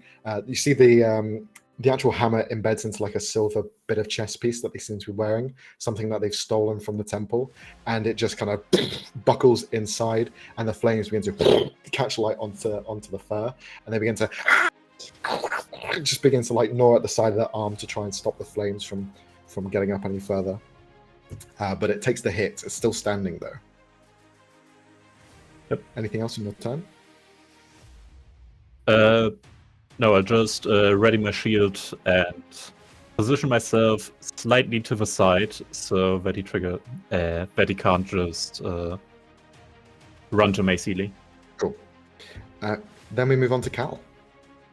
We're still Can I see the concentrating pink on- dude? Yes. The pink one, from this angle, unfortunately not. However, So I have to move. I'd say he'd have +2 cover because of the column and the distance that's covered. But if you stand on top of this rock, you might be able to hit him. Okay, fine. Kel scrambles on top of the rock and orientates himself quickly. It's like, okay. And then he decides that the guy holding the distance weapon is currently the biggest issue. And he is going to try and hit him. Okay, go for it. Let's see how successful I am this time. I have a d4. 16! That's better! 16 hits. Yay! And he has to make a dexterity saving throw, or he gets a d10 extra damage from the hail Okay. of thorns. That is going to be a 2. it's Nice. a natural 2 plus, so it's definitely not going to work. Very nice. So he takes 14 piercing damage. Okay. You fire the arrow into his chest, and he kind of like takes it for a moment. Go, really, and it just like explodes into an array of like quills that just spread up to his neck, and he just has a new beard on his face. Yeah, Kel laughs at him quickly, and then he is scrambling back off the rock and back into his hiding place. He's like, okay, did my job. Okay. That's the end of your turn, Cal. It is now Yes. the archer's turn. The archer at the top who just got hit by the hail of thorns is going to attack Olrin from that same position. Arrow pulled out, 2 shots against Olrin, natural 2, and yeah, natural 9's not going to cut the AC. So the 2 shots just fire off, hit into the ground, no avail. You see that now at this point, this guy that's standing up on top and looking down at the battlefield squints for a moment, looks towards you, Olrin, and begins to see some of the iconography that you carry, and you just see his eyes kind of narrow further as he kind of stands on the side of this platform and looks down. You're one of them! And you see his tongue begins to fling outwards, but the tongue catches on some of the quills and thorns that were cast from Cal's hits, and it just and just begins to spit them up. Doesn't do anything else. The other archer is going to try and reposition himself down the side, and seeing anyone he can really see is Axon tucked in on the ground, and he's going to make 2 attacks at disadvantage because that's how it works. So that's a natural 19, but it's at disadvantage, so it's a natural 5. That's an 8 to hit. I guess that meant, and a natural 1. So what this gnoll ends up doing is begins to pull the arrow back, and thinking that he is like John Wick of some description, flings himself forward with the bow and arrow pulled taut. However, the bow and arrow that he's holding breaks in his hand. The arrow shoots up into his neck, and he hits his head against the stone. So he's going to take 1 point of bludgeoning damage and 1 point of piercing damage. As you just hear him fumble into the stonework, now prone himself. That's his turn. We move on to Axon. Yeah, You saw this happen. Okay, yeah, I just look behind like this shield. Oh wow, like this guy really wanted to like hit me. Yeah, I will stand up, and I see this guy, right? There's no. Yeah, he is prone himself now because he's like hit his head against the stone, and he's like recovering from it. I don't need to hit him, so I will again extend my rosary, and like one spiritual hand will reach towards his neck and try to grab it, and he will need to do a wisdom save. Wisdom save. Oh yeah. I'm blocked by a wall. That's going to be a 13. In just a second. I need to reselect probably this one. A 13 will fail, I believe. Okay. Just a second. Yeah, this is 15. So, and he just got hit, right? He has, yeah, he hit himself. So it's 12 necrotic damage.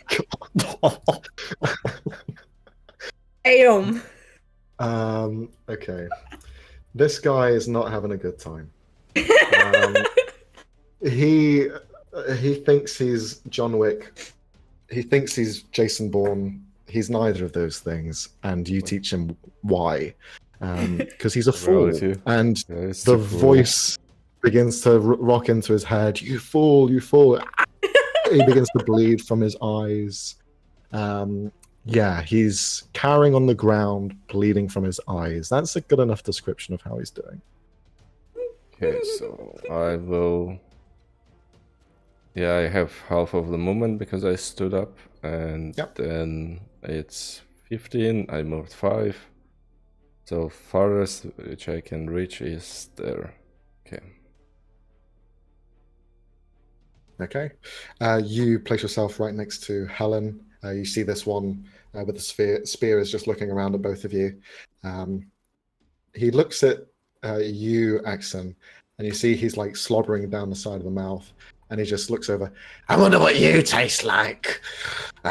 Gamey, probably. How about you will try to get... Oh, you're gonna feed me? As that happens. Anything else, Axon? No, that's it. Okay, Maycelia, you're up. I'm still muted. There you go. Fine now. I'm gonna move my hex to the yellow one. Yep. He was currently on fire. Yeah. Do you also flip him off? No, I'm gonna stick out my tongue at him. Okay. You stick your tongue out. For a moment, he looks up and goes, "Oh, I love tongue!" And then he just begins to throw up himself. I don't like it. I'm gonna Eldritch Blast him in the face. All right, cool. 18. Okay, nice. That hits. 6 this plus this, so 9 damage. He is... Okay. Yep, he's still alive. He has 1 HP left. As his tongue's hanging out the side of his mouth, as he's slobbering, you hit him with the Eldritch Blast and it just cuts it off completely. He just bites down on his own tongue and it just flops to the ground. He's now screams with half a tongue in his mouth as he's still on fire. The fire will most likely kill him at this point. I will cover Mushu's eyes so he doesn't have to witness that shit. He falls onto his knees, just burning alive. You cover Mushu's eyes. His ears are fine because they're still protected, but you just cover his eyes so he doesn't see this awful display of murder. Cool. Is that your turn, Mesili? Yeah. Okay, it is their turn now. Does he take damage without a roll, Ulrin? He gets to do a, I think, Constitution save First, against and then- 15. And then if he fails, he takes the damage. Yeah. Okay. Natural 4. He slowly, very painfully, slowly dies, body aflame. He reaches out towards you, Ulrin, and kind of like puts his hand against your shield. Save me! As he just dies. He's no longer there. You watch the soul, whatever soul was there, leave his body. While he's still trying to get me to save him, I knock his hand away with my shield and kick his burning carcass to the ground. Damn. A bit more bile shoots out of his mouth. Cool. He's dead. Cool. Now we move on to the other. So this one is going to make 2 attacks, one against Axon first, and then he's going to make one against Helen with his spear. Axon, that's natural 4. It's definitely not going to hit you. Helen, that's a 10. Also doesn't hit you. You see this one's just like slobbering at the mouth, spinning the spear around, not actually like aiming to hit anyone. He's just having a whale of a time. Just keeps spinning it around. Very early 2000s YouTube, people trying to be like Darth Maul Jedi, recording themselves, putting themselves on the internet, and falling over, most likely hitting themselves in the balls, which this one does several times. That's their go, because there's only him left. I do Careful, feel kind thinks of it's a bad Beyblade. for them. Don't be. Helen. All right. Once again, we are going to attempt to hit this man with a rapier. She's gonna kind of look at him while he's doing this. It's like confused. I'll give you advantage because he's like spinning around like a Beyblade. Okay, I'll take that. Let's see. Okay, I'll 16. take that advantage. Yeah. The 16 does hit. His AC is 15, so you do hit. All right. He hasn't been hit yet, has he? No, he hasn't. Okay, I'm going to. We're gonna add a little bit of something to this then. Let's see. I'm going to use my superiority dice and try to trip him. So Excellent. let's do this, and then I think he has to make. I'm pretty sure he just has to make a strength save, but I will double check that.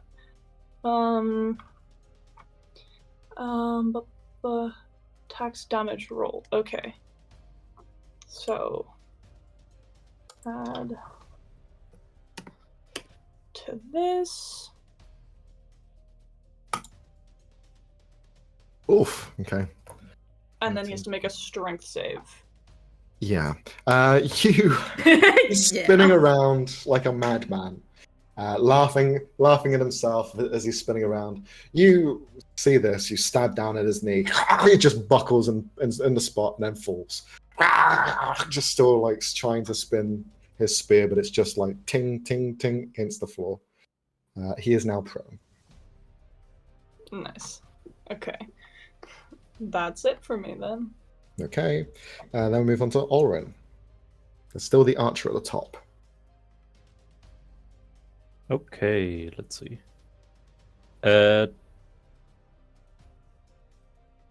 I'd say I ready action a hold person on the last gnoll standing. Okay. So if there is no gnoll left standing, the spell will still go off. Just bear that in mind. Yeah. But it probably won't happen. It's only if they die I simultaneously. mean, basically, the intention is once So, they kill okay. 2 gnolls, I will hold person the third. Yeah, no problem. Okay, you just kind of like ready your hand out, very like Chris Pratt in the Jurassic World series. You look around, ready to go, ready to hold one of these creatures in place. Cool. Then we move on to Cal. You're up. So this Yeah. gnoll between Helen, both of these gnolls that are currently fighting your allies are prone. So really Nice. tricky to hit them. Which one do I want to hit though? You still have the archer at the top as well. Yeah, but has he even hit anyone? Have any of these guys? Well, no, I was hit once. Which one of them was that, by the way? Which one of them hit me? I think they're dead.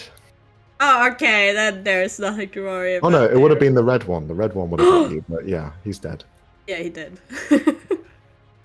Nah, I'm gonna continue with the pink one. Okay, go for it. maybe we can kill him. Let's see.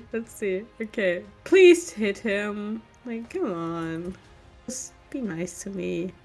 22 for Nice. once. A good roll. I'm so happy.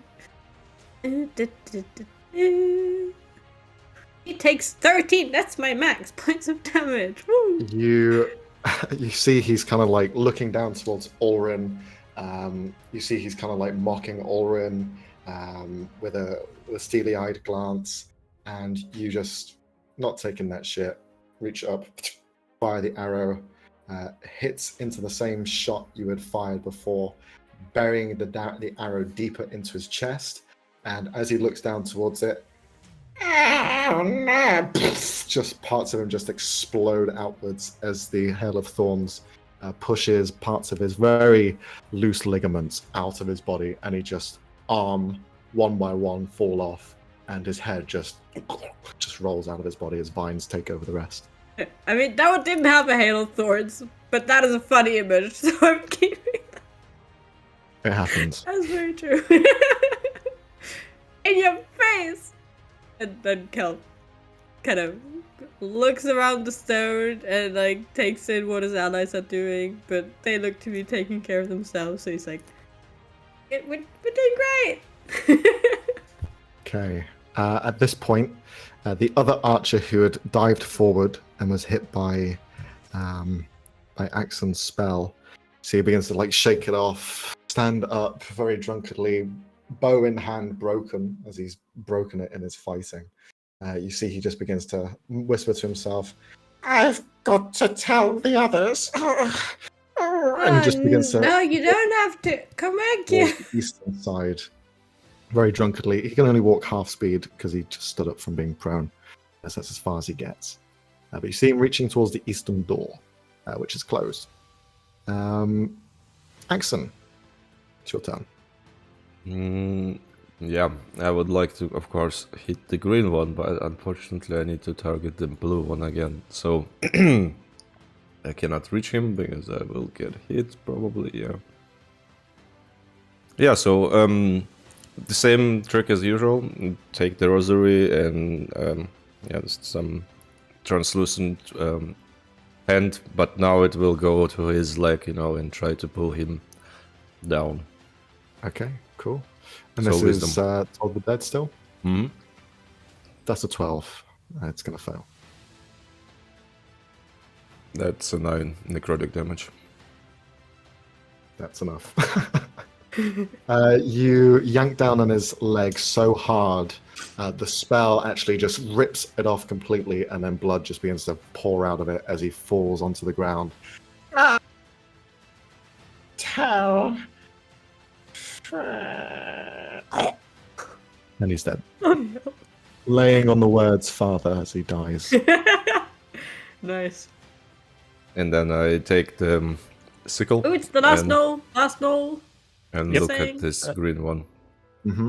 As you turn to look towards the green one on the floor, Olrin, your spell comes into effect. So what's the saving throw? 15 wisdom save. These guys have got no fucking chance. 12. He's spinning Uh, around. Let me eat you! As he's just screaming, and you just kind of like cast your spell, ushering silence, and he just. Part of the ground deforms into these metal chains, tighten of various sizes, tightly wrapping around every part of his body, pretty much. He's just there, stuck. He can't move. He's completely paralyzed. At this point, we are now out of initiative, so you guys can handle this how you see fit. Hold off on killing that one. I needed to speak. Okay. Cal puts away his arrows and I would love to There you go. I would love to take a look at like at these pillars that are holding up the skeletons. Is it possible to climb them? Or are they completely like It seems to be possible to climb? embedded into pitons into the side of these. They've been built in place, but you can sever the string that holds them up. I want to lower it down gently, so I think I would have to be at the level where they're like. Yeah, you can reach up, you can climb up. It's not that difficult. Okay. You reach up, and with time, you begin to kind of like slowly undo one of the sides and gently rest the body. You just see the bones kind of clampered down onto the ground. Yeah, I'm going to do that. Much of it has been held together. You could see bits of the legs were just left there on the floor before. Just bits of sinew are left holding the structure together. But yeah, you lay them down gently, one by one. Yeah, Cal's completely ignoring what the others are doing, and he's just focusing on getting them all down and putting them in a more proper place to rest. Yep. Cool. Can I take out the comb I bought and just start brushing the Noel's hair? Yeah. Paralyzed in fear, wanting to spin around like a Beyblade, cannot. So it is just there, bound by stone, which has now turned to metal, getting its hair brushed. As the brush goes through the locks of fur, you see magically one of the bits of strand of hair just kind of like almost hold on in between the brush itself, the comb, and it's there for until you use it. Lovely. She's just gonna continue doing this even afterwards and just kind of staring at him very creepily, not blinking. It can't move its head at all. You get the sense it's not looking at you, it's looking to the side, and you get the sense that it's fearful, not of what you're doing. It seems to be relaxing him weirdly, but it seems to be like feared at what's in your bag. The statue, it's probably seeing it move, and it cannot look at it to stop it from moving. So it's probably just freaking the fuck out because of that. She's just gonna continue. Okay, cool. What's next? So, yeah, unfortunately, since it's paralyzed, it also can't talk. So I pull out a bit of rope and you begin to bounce. yeah, one. Yeah, exactly. For when I disarm the chains. Okay, cool. You, with all of you present, you issue a strong enough binding against his body to stop him from wriggling and moving around. On occasion, when you are tightening them, you do hear like something crack or break inside them. These gnolls seem quite kind of lean as well, malnutritioned, and don't really have much muscle mass on them. So that any pressure seems to just like break them. And you take a bit of joy in that as you tighten them further and further. But yeah, it's held there tight. Eventually the spell does wear off. And at this point, it now kind of like shoots its head towards Helen. It just kind of like lolls its eyes slightly, seeing that the statue is no longer moving. Now, tell us of this place. How many of you are there? Why are you here? It looks towards you with this kind of like very dopey looking eyelids. as if it looks like it's about to fall asleep from Helen brushing its fur. I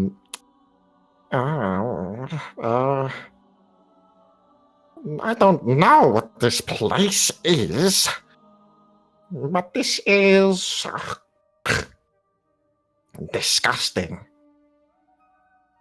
I slam my warhammer into the ground right next to its feet. It shoots up slightly. Its eyes kind of open wider, staring towards you. No, it's very pretty. I grab Moradin's sigil hanging on my beard. Do you recognize this? Speak wisely. I do. It is him. And he looks up towards the statue. Bad man. Very bad man. Why? All of you are bad. This home, my home, is not yours. But you want it to be. But it is not. You have your home. Leave this for the gnolls.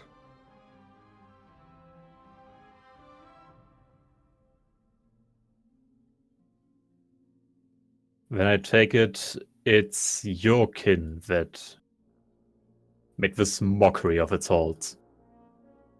No, your kin. You did it. We weren't strong enough to do anything like this.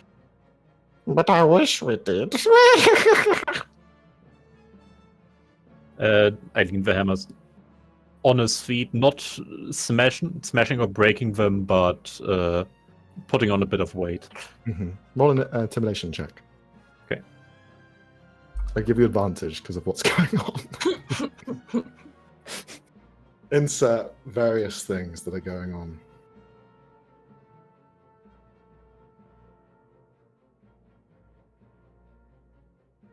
He pays more attention now, his eyes focusing on you. There are more of us in this home that you call home. They will find me. I will be rescued. If you don't answer my question, they will find your burnt corpse. Oh, but it does not matter. Our clan leader can bring us back. From a pile of ash, I doubt it. Oh, he can do many things. Unless we take your soul.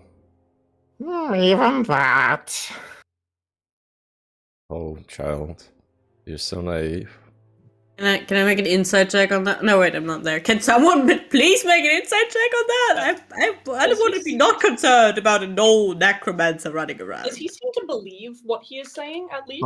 I'd say with intimidation checks and you guys surrounding him, yes, he seems to believe what he's saying.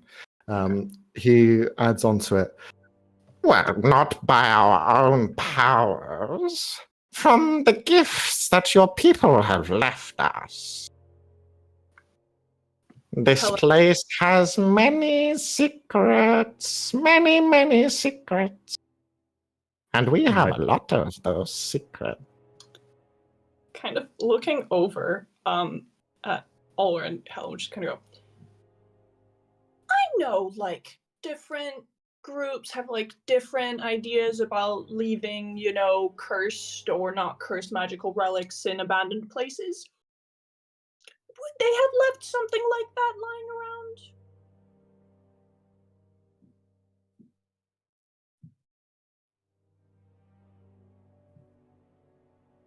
around? Just kind of like... Sorry, look, asking me or asking Yes. Vano? Asking you. Sorry. I thought you disconnected. Would your No, people have- sorry. I thought she was talking to Vano, whether there was something lying around here. My bad. It's not exactly a habit of Moradin's clergy to leave magical objects just lying around, but they are being created almost daily. It's not that uncommon for something to get lost. However, something of the power this thing is describing. Olren, you can roll a history check at advantage, or Okay. religion, either one.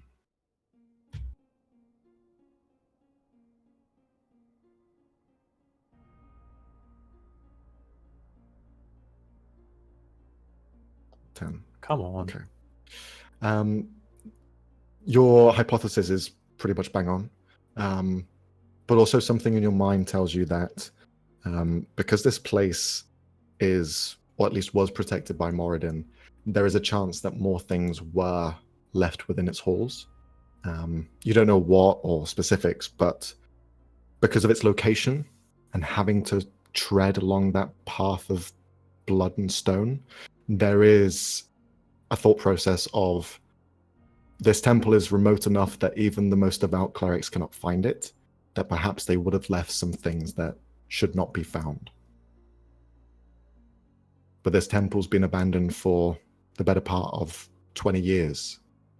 Whether those items have been retrieved or even were here to begin with could have been taken 20 plus years ago.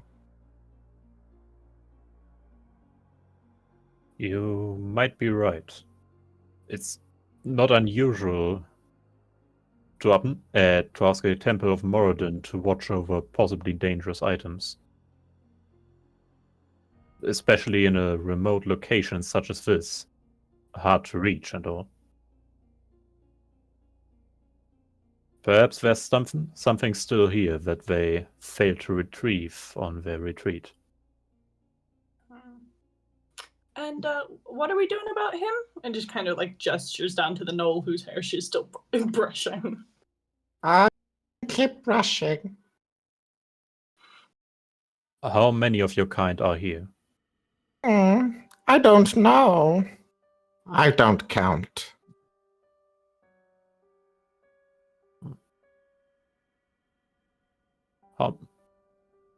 Let's see. More than us here, I assume. He looks over. The same. What is this gift you speak of? The item that enables you to bring back the dead. I don't know what it is. All I know is it gives my leader powers of And what great form does it take? magnitude.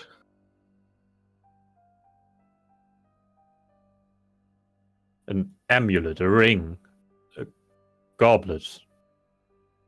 Don't know. You should ask Korlak yourself, if you're so interested.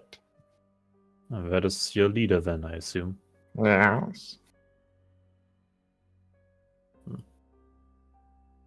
And do you have a name? Yes.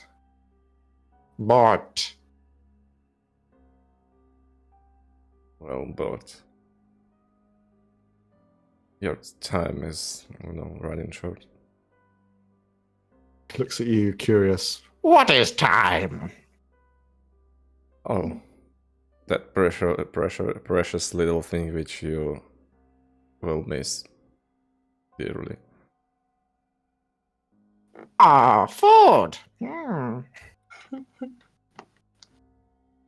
It's more precious than food.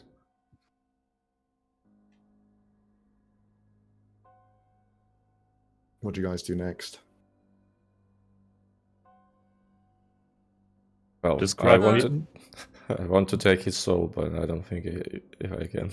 Not yet. Relax. Oh, chill out. Okay. Cal's still not joined the others. He's once he's given the former clerics a good place to rest, he's also going around collecting the Nolt's bodies and giving them the same rights essentially. So giving them the same level of Okay. treatment. Just roll an investigation check for me. as you're Please tell me they Oh. didn't disappear. Please tell me they didn't disappear. I don't want to deal with disappearing. Investigation, you said? yes. Oh boy. 12? Well, you begin to kind of take the bodies. On occasion, you can see that they were probably carrying some bags, and they kind of open up as you begin to take them around. You collect, if you wish to take from these bodies, around 200 gold pieces, What? as they have collected some gold over their pillaging of this place. Mm. And I as well with a pillage. 12, you Nice. see a it's a peacock feather just drops out the side of one of these bags. As the feather just slowly lulls its way onto the ground, you see that the stem of this feather glows a brilliant golden light, and the feathers themselves are of an aquamarine color, and you can see the eye at the top of this peacock's feather gives a slight glow, and you can see the very pointy black bead of an eye does kind of like shift and move around slightly. Cal is kind of like looking very guilty, like, you did try to kill us, or like, and he's gonna slowly pocket the gold. It's like, you did try to kill us. You don't need this anymore, so I might as well. So he pockets the gold, and then he has a staring contest with the feather, and it's just like, sure. And he's very careful. Can you roll a Constitution saving throw to see how well you can do in this staring contest? A Constitution saving throw, but of course, a 16. 16, you fail. It does not blink. So you lose the staring contest against the feather. However, you're not sure if it maybe blinked at the same time as you. It's close. I feel like a Right. natural 20 would have cost us quite some time here. Definitely. They're just staring at each other. And Cal's just kneeling down on the ground next to like 8 corpses. Well, Cal is on body looting duty apparently. I try to get the note to draw the rough map of this entire place and where the notes live in this temple. Okay. You give him like a bit of stone and a bit of the loose rock big enough to draw on. And you see kind of like holds out his tongue to the side and he begins to like draw on it. And he ends up drawing one of those S's that you used to draw in school. One of those like really cool S's. And he looks back and looks at you. And you get the sense that there's no brain behind his eyes. You like it? Very cool. Helen would stop brushing his hair and get just a bit bored at this point and start wandering around, just kind of looking for stuff. Forget drawing. Then describe this place. How many rooms? How many doors? Where do they lead? Oh, you ask so many questions. Just take myself. Gladly. He just Holy begins shit, we to, can't like, even freak threaten out at him. this point. It's too dumb to live. Yeah, come on. We just need to Yes! take his soul and, like, sell it to some devil. We have to find big thingy, Daryl. He had connections to some soul collecting devil. Oh boy. Yeah, actually, it might work too. But do you have any, contacts? Methods to get him here? I would have to get my hands on a sending stone first.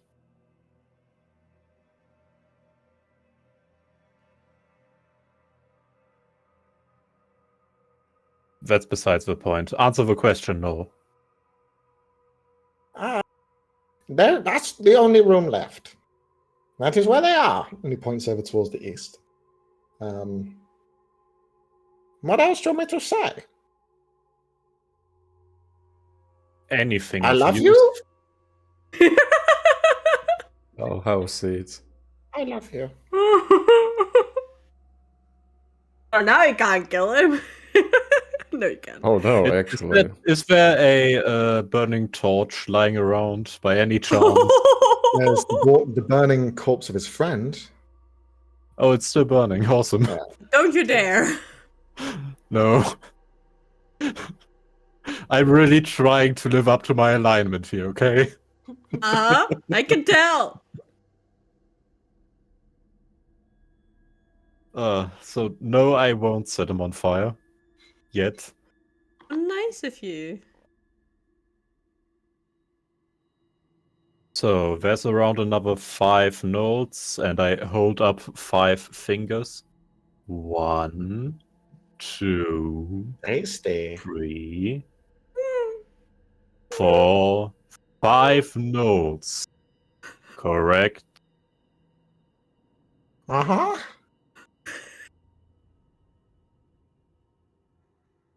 I take that as he has no idea. He has no idea.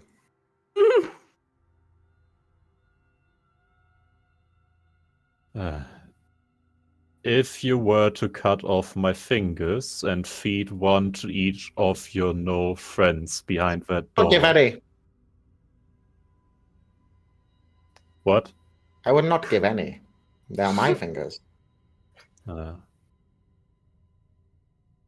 If your leader cut off my fingers and shared them with his underlings, how He would many- not share them. He is greedy. Of course he is. I'll take a break, Axon. Do what you will. If you can get any more information out of this thing. No. Oh, the tasty one. Wait a second. I will not get any information. I will take his soul and just leave his corpse here. That's it. And I don't think we can get anything from this creature. I suppose normally I would protest whatever magic you're using to get a soul. However, I have no patience nor mercy for this creature. No patience. Perhaps it will stall his resurrection, or perhaps prevent it entirely. No. I don't want to, get him resurrected. He will be reborn eventually, and I hope he will get a better place in this world than this pathetic being. Really? Oh, I don't know. It depends on how much sin. Yeah, Kill me! I mutter under my breath, I hope he becomes a worm. Well, then I will try and free his soul and store it. You see, he gets all excited. He kind of like crosses his legs like a kid at Christmas, and he's just kind of like there expectantly. Yeah, it will sting a bit, and in the beginning, but don't worry, it will eventually pass, and you will get some rest. I take some safety distance and observe the process for any intensely blasphemous magic. Cal's just watching with a mixture of disgust, and fear and disappointment, I guess. Helen's just rummaging through the stuff over here, not caring about the situation. So the storage area that seems to be at the northern side of this building that you're at, Helen, it seems to be locked. There is a kind of a metal cage created along the sides. They go up to the ceiling, so it's all completely cordoned off, and there is gates on both the eastern side and on the western side. They are both locked, it seems. There is perhaps a key somewhere within this space, but you could try and do something with the lock if you wanted to.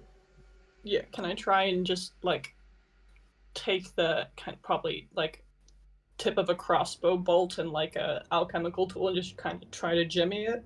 Yeah, sure, go for it. So this would just be like a sleight of hand check. Okay.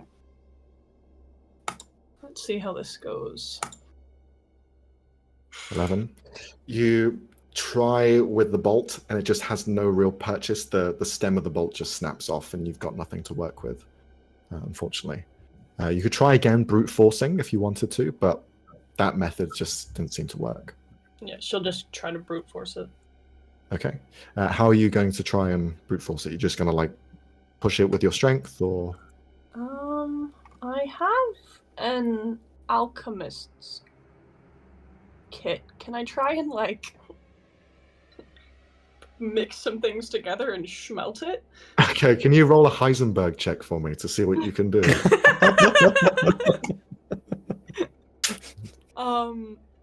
Okay, so This will be using your wisdom or intelligence. She rolled an Oppenheimer. Oh, I hope not. That would be way too loud. You begin to gather some very dangerous alchemy bits that you've collected over your time. Things that you never really thought would ever come into play or mean anything. As soon as you pull one of them out and begin to mix it together, you can see that almost like the hairs on your arms begin to almost curl away slightly. You feel a slight buzzing inside you, very nuclear fission type. But you begin to like create this concoction. As soon as you create it in your palm, the glass which holds it together just begins to crack straight away, and you just kind of like throw it forward, move back 5 feet, and then the thing just begins to bubble and boil, and the metal completely melts away, and the door just opens up. she notes down what she like put together for that one. Whatever it was, Ulrin could sense unholiness coming from it. That is stuff that should never see the light of day. I feel a demonic shudder cross my back and turn around, righteous divine fury, ready to be unleashed upon whatever unholy abomination has just been created. Doors open. Either way, it works. So, Helen, you begin to investigate that area. It seems to be mostly just supplies, a lot of it. But if you could also just roll an investigation check for me to see if you can come across anything else.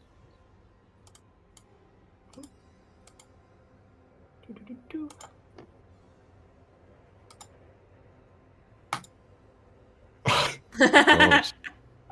Damn. So you begin to go through all of the items whilst everyone's interrogating and thinking of what to do next. Cal's gathering bodies. You look through all of these storage containers, and you can see some fine materials that Ulrin would probably use for himself. Very kind of high quality, well kept. Hasn't been destroyed during the collapse of this temple. You can see like large pieces of ingots, as well as strange different materials that glow and glisten in the dark. There's just a smattering of these here and there.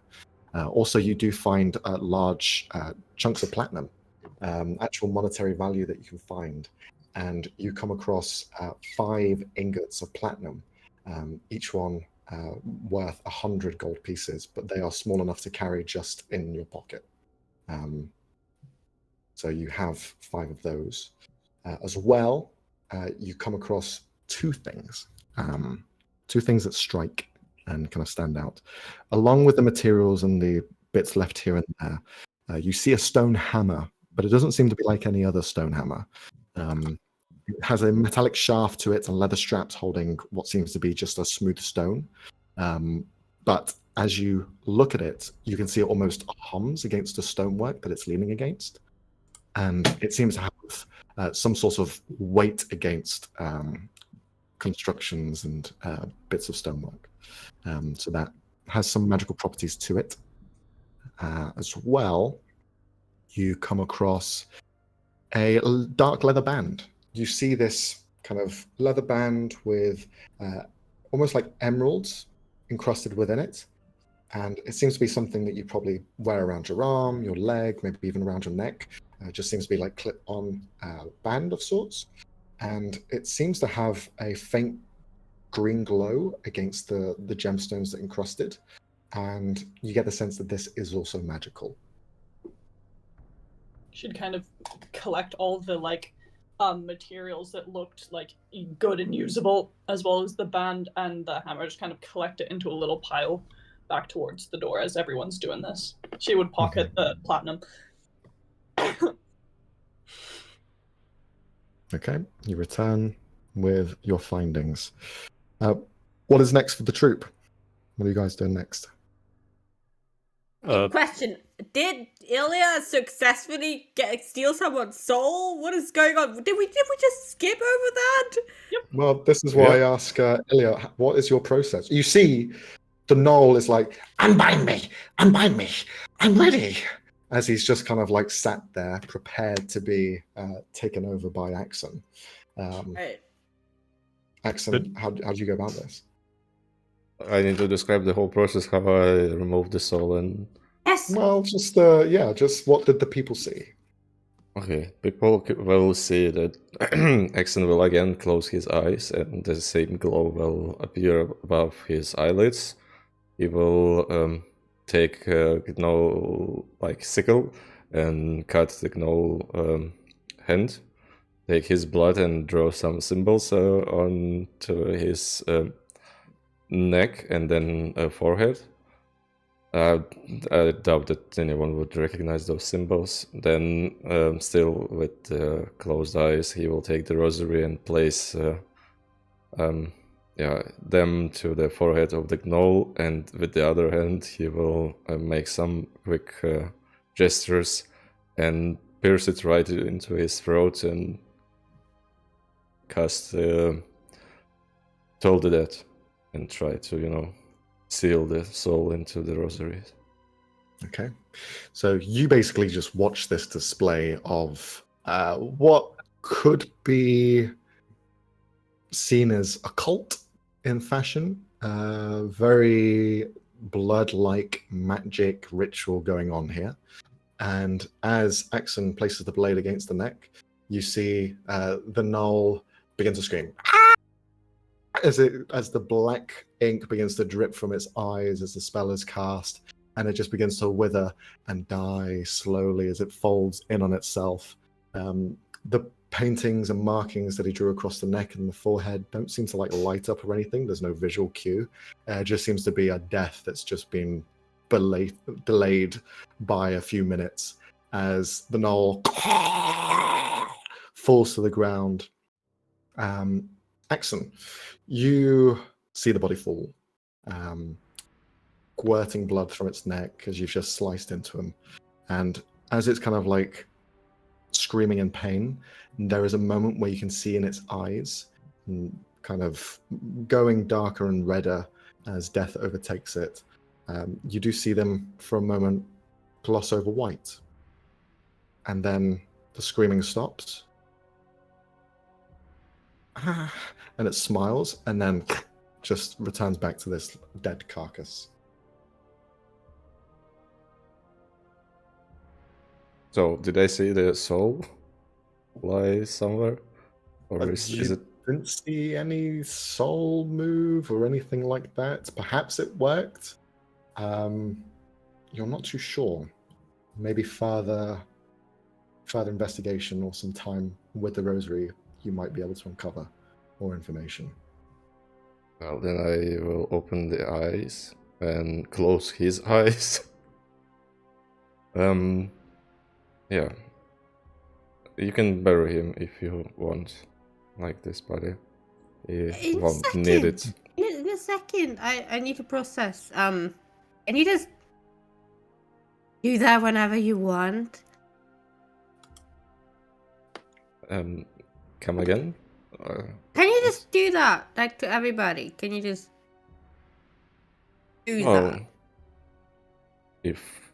If the creature wants to be reborn or to return into this endless cycle of then yes, But So one has to be willing. yeah, but you can also push them towards this cycle. Oh, so you don't have to be willing. That depends, on the, Depends. that's really depends. Yeah. I swear, Axon, if whatever you just did is going to make an angry no ghost haunting us. Then we can how to say it, remove them from this world completely. How does one remove a ghost from this world completely? Easy. Probably Just by burn his confiscating body. the rosary first. No, Together you just- with the book, Helen. Just put some salt over his body and burn it. That's it. Gold. Then Gold and burning. Sure. Uh-huh. Right, that was fucking scary and very fucked up. I am very much questioning what sort of people I'm traveling with. Oren, why are we traveling? No, I remember why we're traveling with these people, but like, what? Fuck. And yeah, Cal's just mumbling to himself, and he takes the last Knoll corpses, staring at it very suspiciously, and then he's gonna carry it over to the others and just put that one to rest also. Helen would What's wander going over. on? Found a bunch of stuff over there, some, good materials for, like, crafting stuff, and then this big hammer, which you might also, like, dwarf. And then this band thing, which I think is also magical, but seems like maybe something for Cal? Oh, because it's green. Magical and, yeah, greeny and leather, seems like your kind of thing. I mean, that's true. Like, Yeah, points at the you pile. missed Axon. You missed Axon doing some real creepy shit. Oh, it's I heard. normal. It's normal You had. shit. I think you Yeah. needed the visual. You should have seen it. We do it all the Can time I- to the deceased. Can I roll religion on that to discover what type, or rather exclude some more evil types of magic, like, I don't know, Sure. demonic or... Yeah, you Confirm. can roll. You can roll a religion or arcana check. Okay. 11. There are no real sins in terms of use of magic. Rituals and rites, on the other hand, can be a little bit more of a grey area. Magic in general can be wielded in ways where blood can tend to heal as well as take away health and happiness and life. Where arcane can bring brilliance, but also a destruction and a chaotic nature. So magic in terms of the world and how it functions is quite diverse to the point where there is not one singular bad. There is only taboos that are inflicted. Most people don't like blood magic because of the tendencies that it leads to, which is vitality and taking away or adding to it. This had some elements of that, but as well as you've seen through clerical studies as well as rituals that both priests of Moradin and other priests would kind of enact, there were similar methods used in this. The spiritual guide, the way that someone pulls a soul from a body, is unique to every person. But just like a guide has their own interpretation of what the world looks like and how to guide you forward, every caster has their own methods as well. The rosary itself, you do not sense anything magical to it, but perhaps your understanding of that magic is different to his. You know that Axon is from a different place, so perhaps there is some discrepancy between the two. But in terms of the practices used, it seemed to be maybe a bit more barbaric than what you're used to, but it followed the same methodology, if it did work the way that he said. Okay. So at least I know he's not trying to sacrifice the soul to some demon or something. Yeah, you sense no infernal nature to it or anything of those. Uh, I look at all. Right, I ate Ilya. his soul. Don't worry. Ilya, when looking at Axon, does Cal get any sense of aggression over this, or any sort of enjoyment that you got out of that process? Oh no! Like, say no. anything It's of a that sort? it's a normal like ritual Like it would like how to tell it. It's an ancient ritual, but it's nothing personal or Okay. Well, you know. I'm just enjoyable. covering my bases, okay? Just making sure. This is just for Cal's peace of mind. Yeah, I mean, I don't know Okay. Kel so much, so good, but you might sleep like normally. It won't happen. It doesn't, performed each and every day. Good. That's what I wanted to hear. Okay. Okay, what's the plan now? You have two options of continuing further. You've investigated most of this space already. The only other things left to look through would be what's at the top of the kind of railing, but they seem to be private quarters for priests and members that used to live in this area, in the temple itself. But you find bodies laid to rest inside, people who never woke up, and areas that are just covered in rubble. But there is nothing to find or gather from those areas. So you only have two possible ways of going forward. You can either head into the direction of where these gnolls are, further in the temple, or you could just leave. Well, I need more souls, so I would up for going deeper. Why are you Shopping hungry? time! I mean, we've done half the job. Honestly- We may as well clear out the rest of the place. Okay, but like, what are we getting out of that? Like, sure, Well, this for used one, to I be a place cannot- of worship, but The I cannot in item good faith leave notes to roam these halls. and the What? item which they're not defines harming anyone. the old rituals. They just try to in harm us. place. Yeah, because we came in here, and like, if it's like he said, if this is where they live, then we came into their home. Just because someone else used it differently before they got here doesn't mean, that they're wrong to live here. Just like any other building to them. I mean, if you can persuade them to leave voluntarily and not there, But well, why? well, Like, they live here. because it's not the place for gnolls to live in. But why? Like, someone Well- else left this like this, they just found it and they're living here. Wait, not left. They were slaughtered like pigs, so it's a bit different. Yes, it's disgusting, and whoever did this, Yes. those people should definitely be brought to justice, but that wasn't the notes. This isn't the Yeah, level so- of intricate. They don't get that intricate. I've dealt with notes before. They don't do this. This is not So not no level. If they just leave and we can seal this place for good, then they could be on their way. But of course, they will also leave behind all the items they procured or find here. So we're also gonna leave behind all the items we found here. Is that what we're gonna do?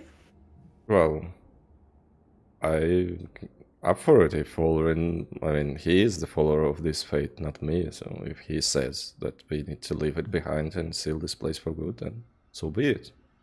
I have no attachment Moradin's to safe tools are to be used.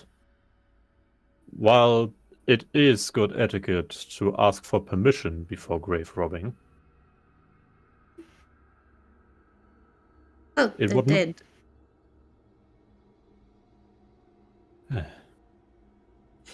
Kel, sometimes it's more of a symbolic gesture.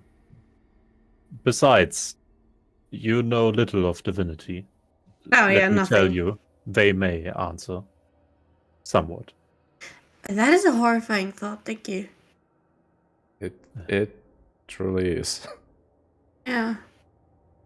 I don't want to talk to a god.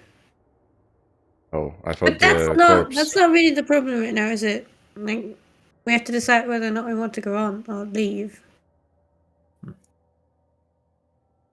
Yeah, so I will clear out the notes of this place. And once we Well- leave, I will seal the doors, so no other creature may besiege these halls. and I'm curious, about this item he talked about. The one Besides, which I would can fear. defy- Sorry. No, we can go ahead. Besides, I would fear for every traveler passing the mountains if we left a necromancer know or whatever we are about to encounter. That's a very Just good point. Yeah. Max, what does Cal know about the natural habitats of gnolls? You can roll a nature check if you want to. Mm-hmm. 11. Mm. From what you've been told and what you would understand of what gnolls, where they live, they tend to be in caves. They seclude themselves from the light. Although they are creatures of the savannah, of the sky, they are to roam around in sunlight, but they recluse themselves, hide away, and gather their forces deep within the caves to then merge out in large packs to either find food, scavenge. They are mostly scavengers by trade. None of them really having the power in themselves to fight on a one-on-one basis. You've seen that now. They are pack hunters. In terms of where they live and how they live about themselves, the clans vary from place to place. The general rule of thumb is they are easy to persuade, easy to manipulate, and thus become excellent cannon fodder for anyone who is of a higher mind. They can be tricked, they can be persuaded, and ordered into doing very dastardly things. Their home, their habitat, the Howling Mountains, what you've seen in the underbelly of it, the caves that sprawl across, is a large habitat for them to live in. So whether what he was saying rings any truth, perhaps his ideology of who his race is isn't necessarily entwined with the rest of the people. Mm. Okay, I have one person's like, okay, we can do this. A compromise. That's what I have. I have a compromise. How about we kill the necromancer guy, remove the biggest threat, and then we try and talk to the ones that are still alive and are like, hey, stop eating people. And if they agree to that, we don't kill them, and if they don't agree to that, we kill them. I would That's just they, fantastic fun. they see Different us as approach. food. Yeah, and we are gonna try and stop them from doing that. They are simply not intelligent enough to even heed your words. They only know to consume. Yeah, but There we is- can still try. Yeah, there is no harm in trying, but I suggest talking first, then killing, because otherwise it might get a bit too heated. Well, then I really doubt we can Like, convince the guy who's a knock out necromancer. and then kill the necromancer and then wake them up, try and convince them, and if they don't listen, knock them back out forever. That's actually a funny idea. Yes, I like that. Fantastic plan. I'm gonna kind of tap you on the shoulder. Okay. So you plan to head on further? Before we do that, since there's also a Moradin statue here, I will pray once more. Mm-hmm. You take a knee, you give a small prayer to yourself, and you notice that at the base of where this structure is risen up from, you see there is a testament that's written across it. Your eyes focus for a moment, and it's written in Dwarvish, but you can see all of your understandings of language seem to almost translate the passage into whatever you're thinking of at that time. And it reads the following. My love, Sahanin, forged a heart in me that I never thought possible. The creator, yet she had brought the vision for what Kurthayet could be. A world where, ready to bring life, and through our dedication to one another, spring had blossomed with children of our own image, to paint this world and bring life to all. Our daughters, Melora and Ayun, brought the cycle of life and established an understanding to the world's weave of power, knowledge and freedom established for all. Our sons, Bahamut and Corallan, brought order to a world which was painted by an artist's guiding hand. Our sons and daughters did all they could to bring the world into your hands, and their children as well. It just ends there. It seemed like it could continue into more verses, but this statue is the only bit of testament that it has.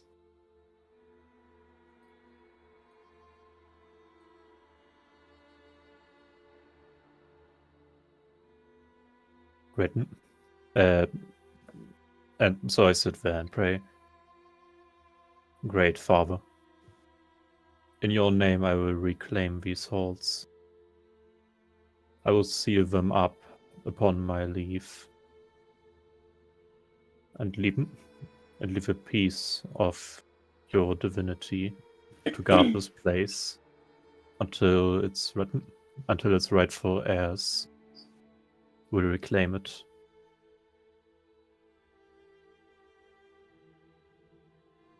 You give that ode, and you gather the strength to carry on in your journey forward throughout the rest of this temple. And this is where we'll continue next session, as it is 11 o'clock. Yes. So, congratulations, Can guys. I You do- finished your first encounter. Yes, Leonie? No, I can do that at the start of the next session. It's fine. Oh. That is fucking rude. It's just getting like cut off, man. I want to make sure that someone takes the other items that were found. So someone take the other stuff. There was like a bunch of crafts material, the hammer, and then the armband. So someone. I mean, it is green. I will Yeah. take it. I get that. It's fair. I already noted everything down that's in that section. So I Yeah. got 5 platinum ingots, a stone hammer, a jeweled leather band, and valuable materials. Write down that the ingots are worth 200 gold each. And write down the 200. brook has 200 them. each. I thought it was 100. Said 100, sorry. Said 100. Yeah, 100. Yeah, we should have just shut up. We should have taken Yeah. it. We I'm should gonna have. go bed. You, Good you night. don't get the platinum Bye. ingots, I think. Yeah. Helen Helen. just The platinum. pockets it. I mean, I could use one. I need Thingy, the casting materials for Warding Bond.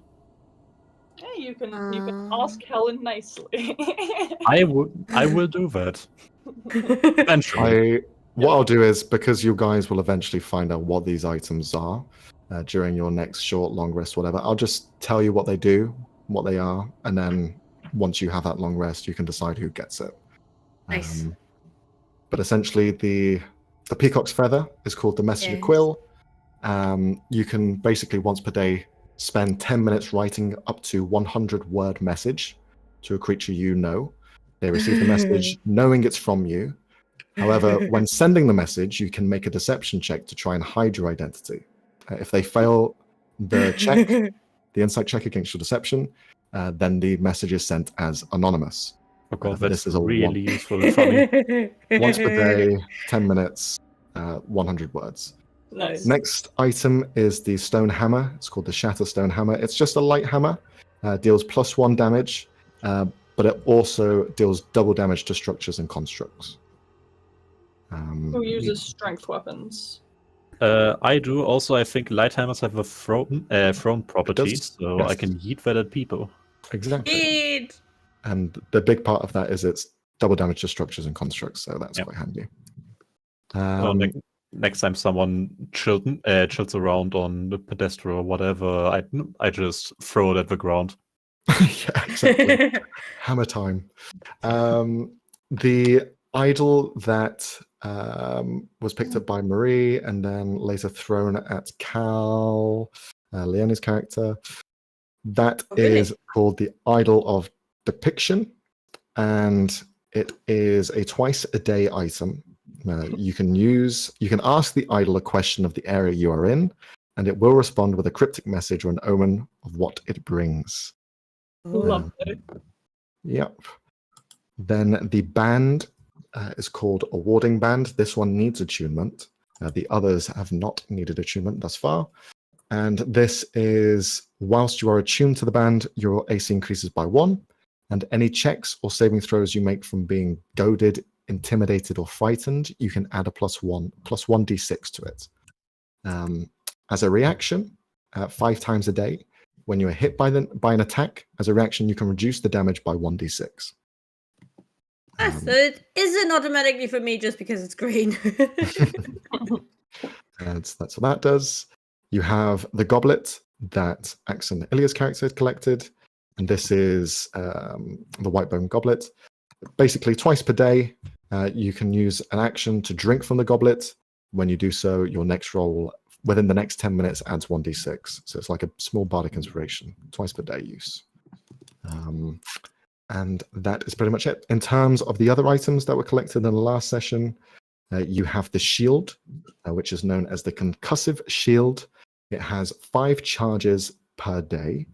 And with those charges, you can make a ranged magic attack roll that deals force damage, 1d6 plus 3 force damage. As a reaction, you can use the same amount of charges, so it ties to it. If you are within 60 feet of an enemy attacking an ally, you can shoot a concussive blast at them. If you hit, target takes the damage, and your ally adds +2 to their AC or saving throw, depending on how the enemy is affecting them. It also has a once per use action, once per day. You can basically activate it, and creatures caught within 25-foot cube in front must succeed a strength saving throw. On a failure, they take 2d10 force damage and are pushed 10 feet away and are knocked prone.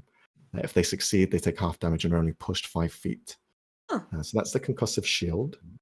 And then you have the Ring of Defiance. This one requires attunement. Whilst you are attuned to this ring, you gain 10 temporary HP after you complete a short or long rest. And whenever you crit on an attack, you gain 10 temporary HP again. You also have an active ability on it, which is once per day. As a bonus action, you can activate it to give yourself the ability to crit on an attack between 19 and 20 for the next month. Ooh, that's huge. Oh, that's so cool. Yeah. So I'll link all of these items in the... Wait, do we roll for the ring? Because I think all of us want that. I don't. Does anyone not want? Oh, okay, Ilya doesn't. Actually, Yeah. I would seize that to our local Eldritch Blaster. That seems like the best use for it. But she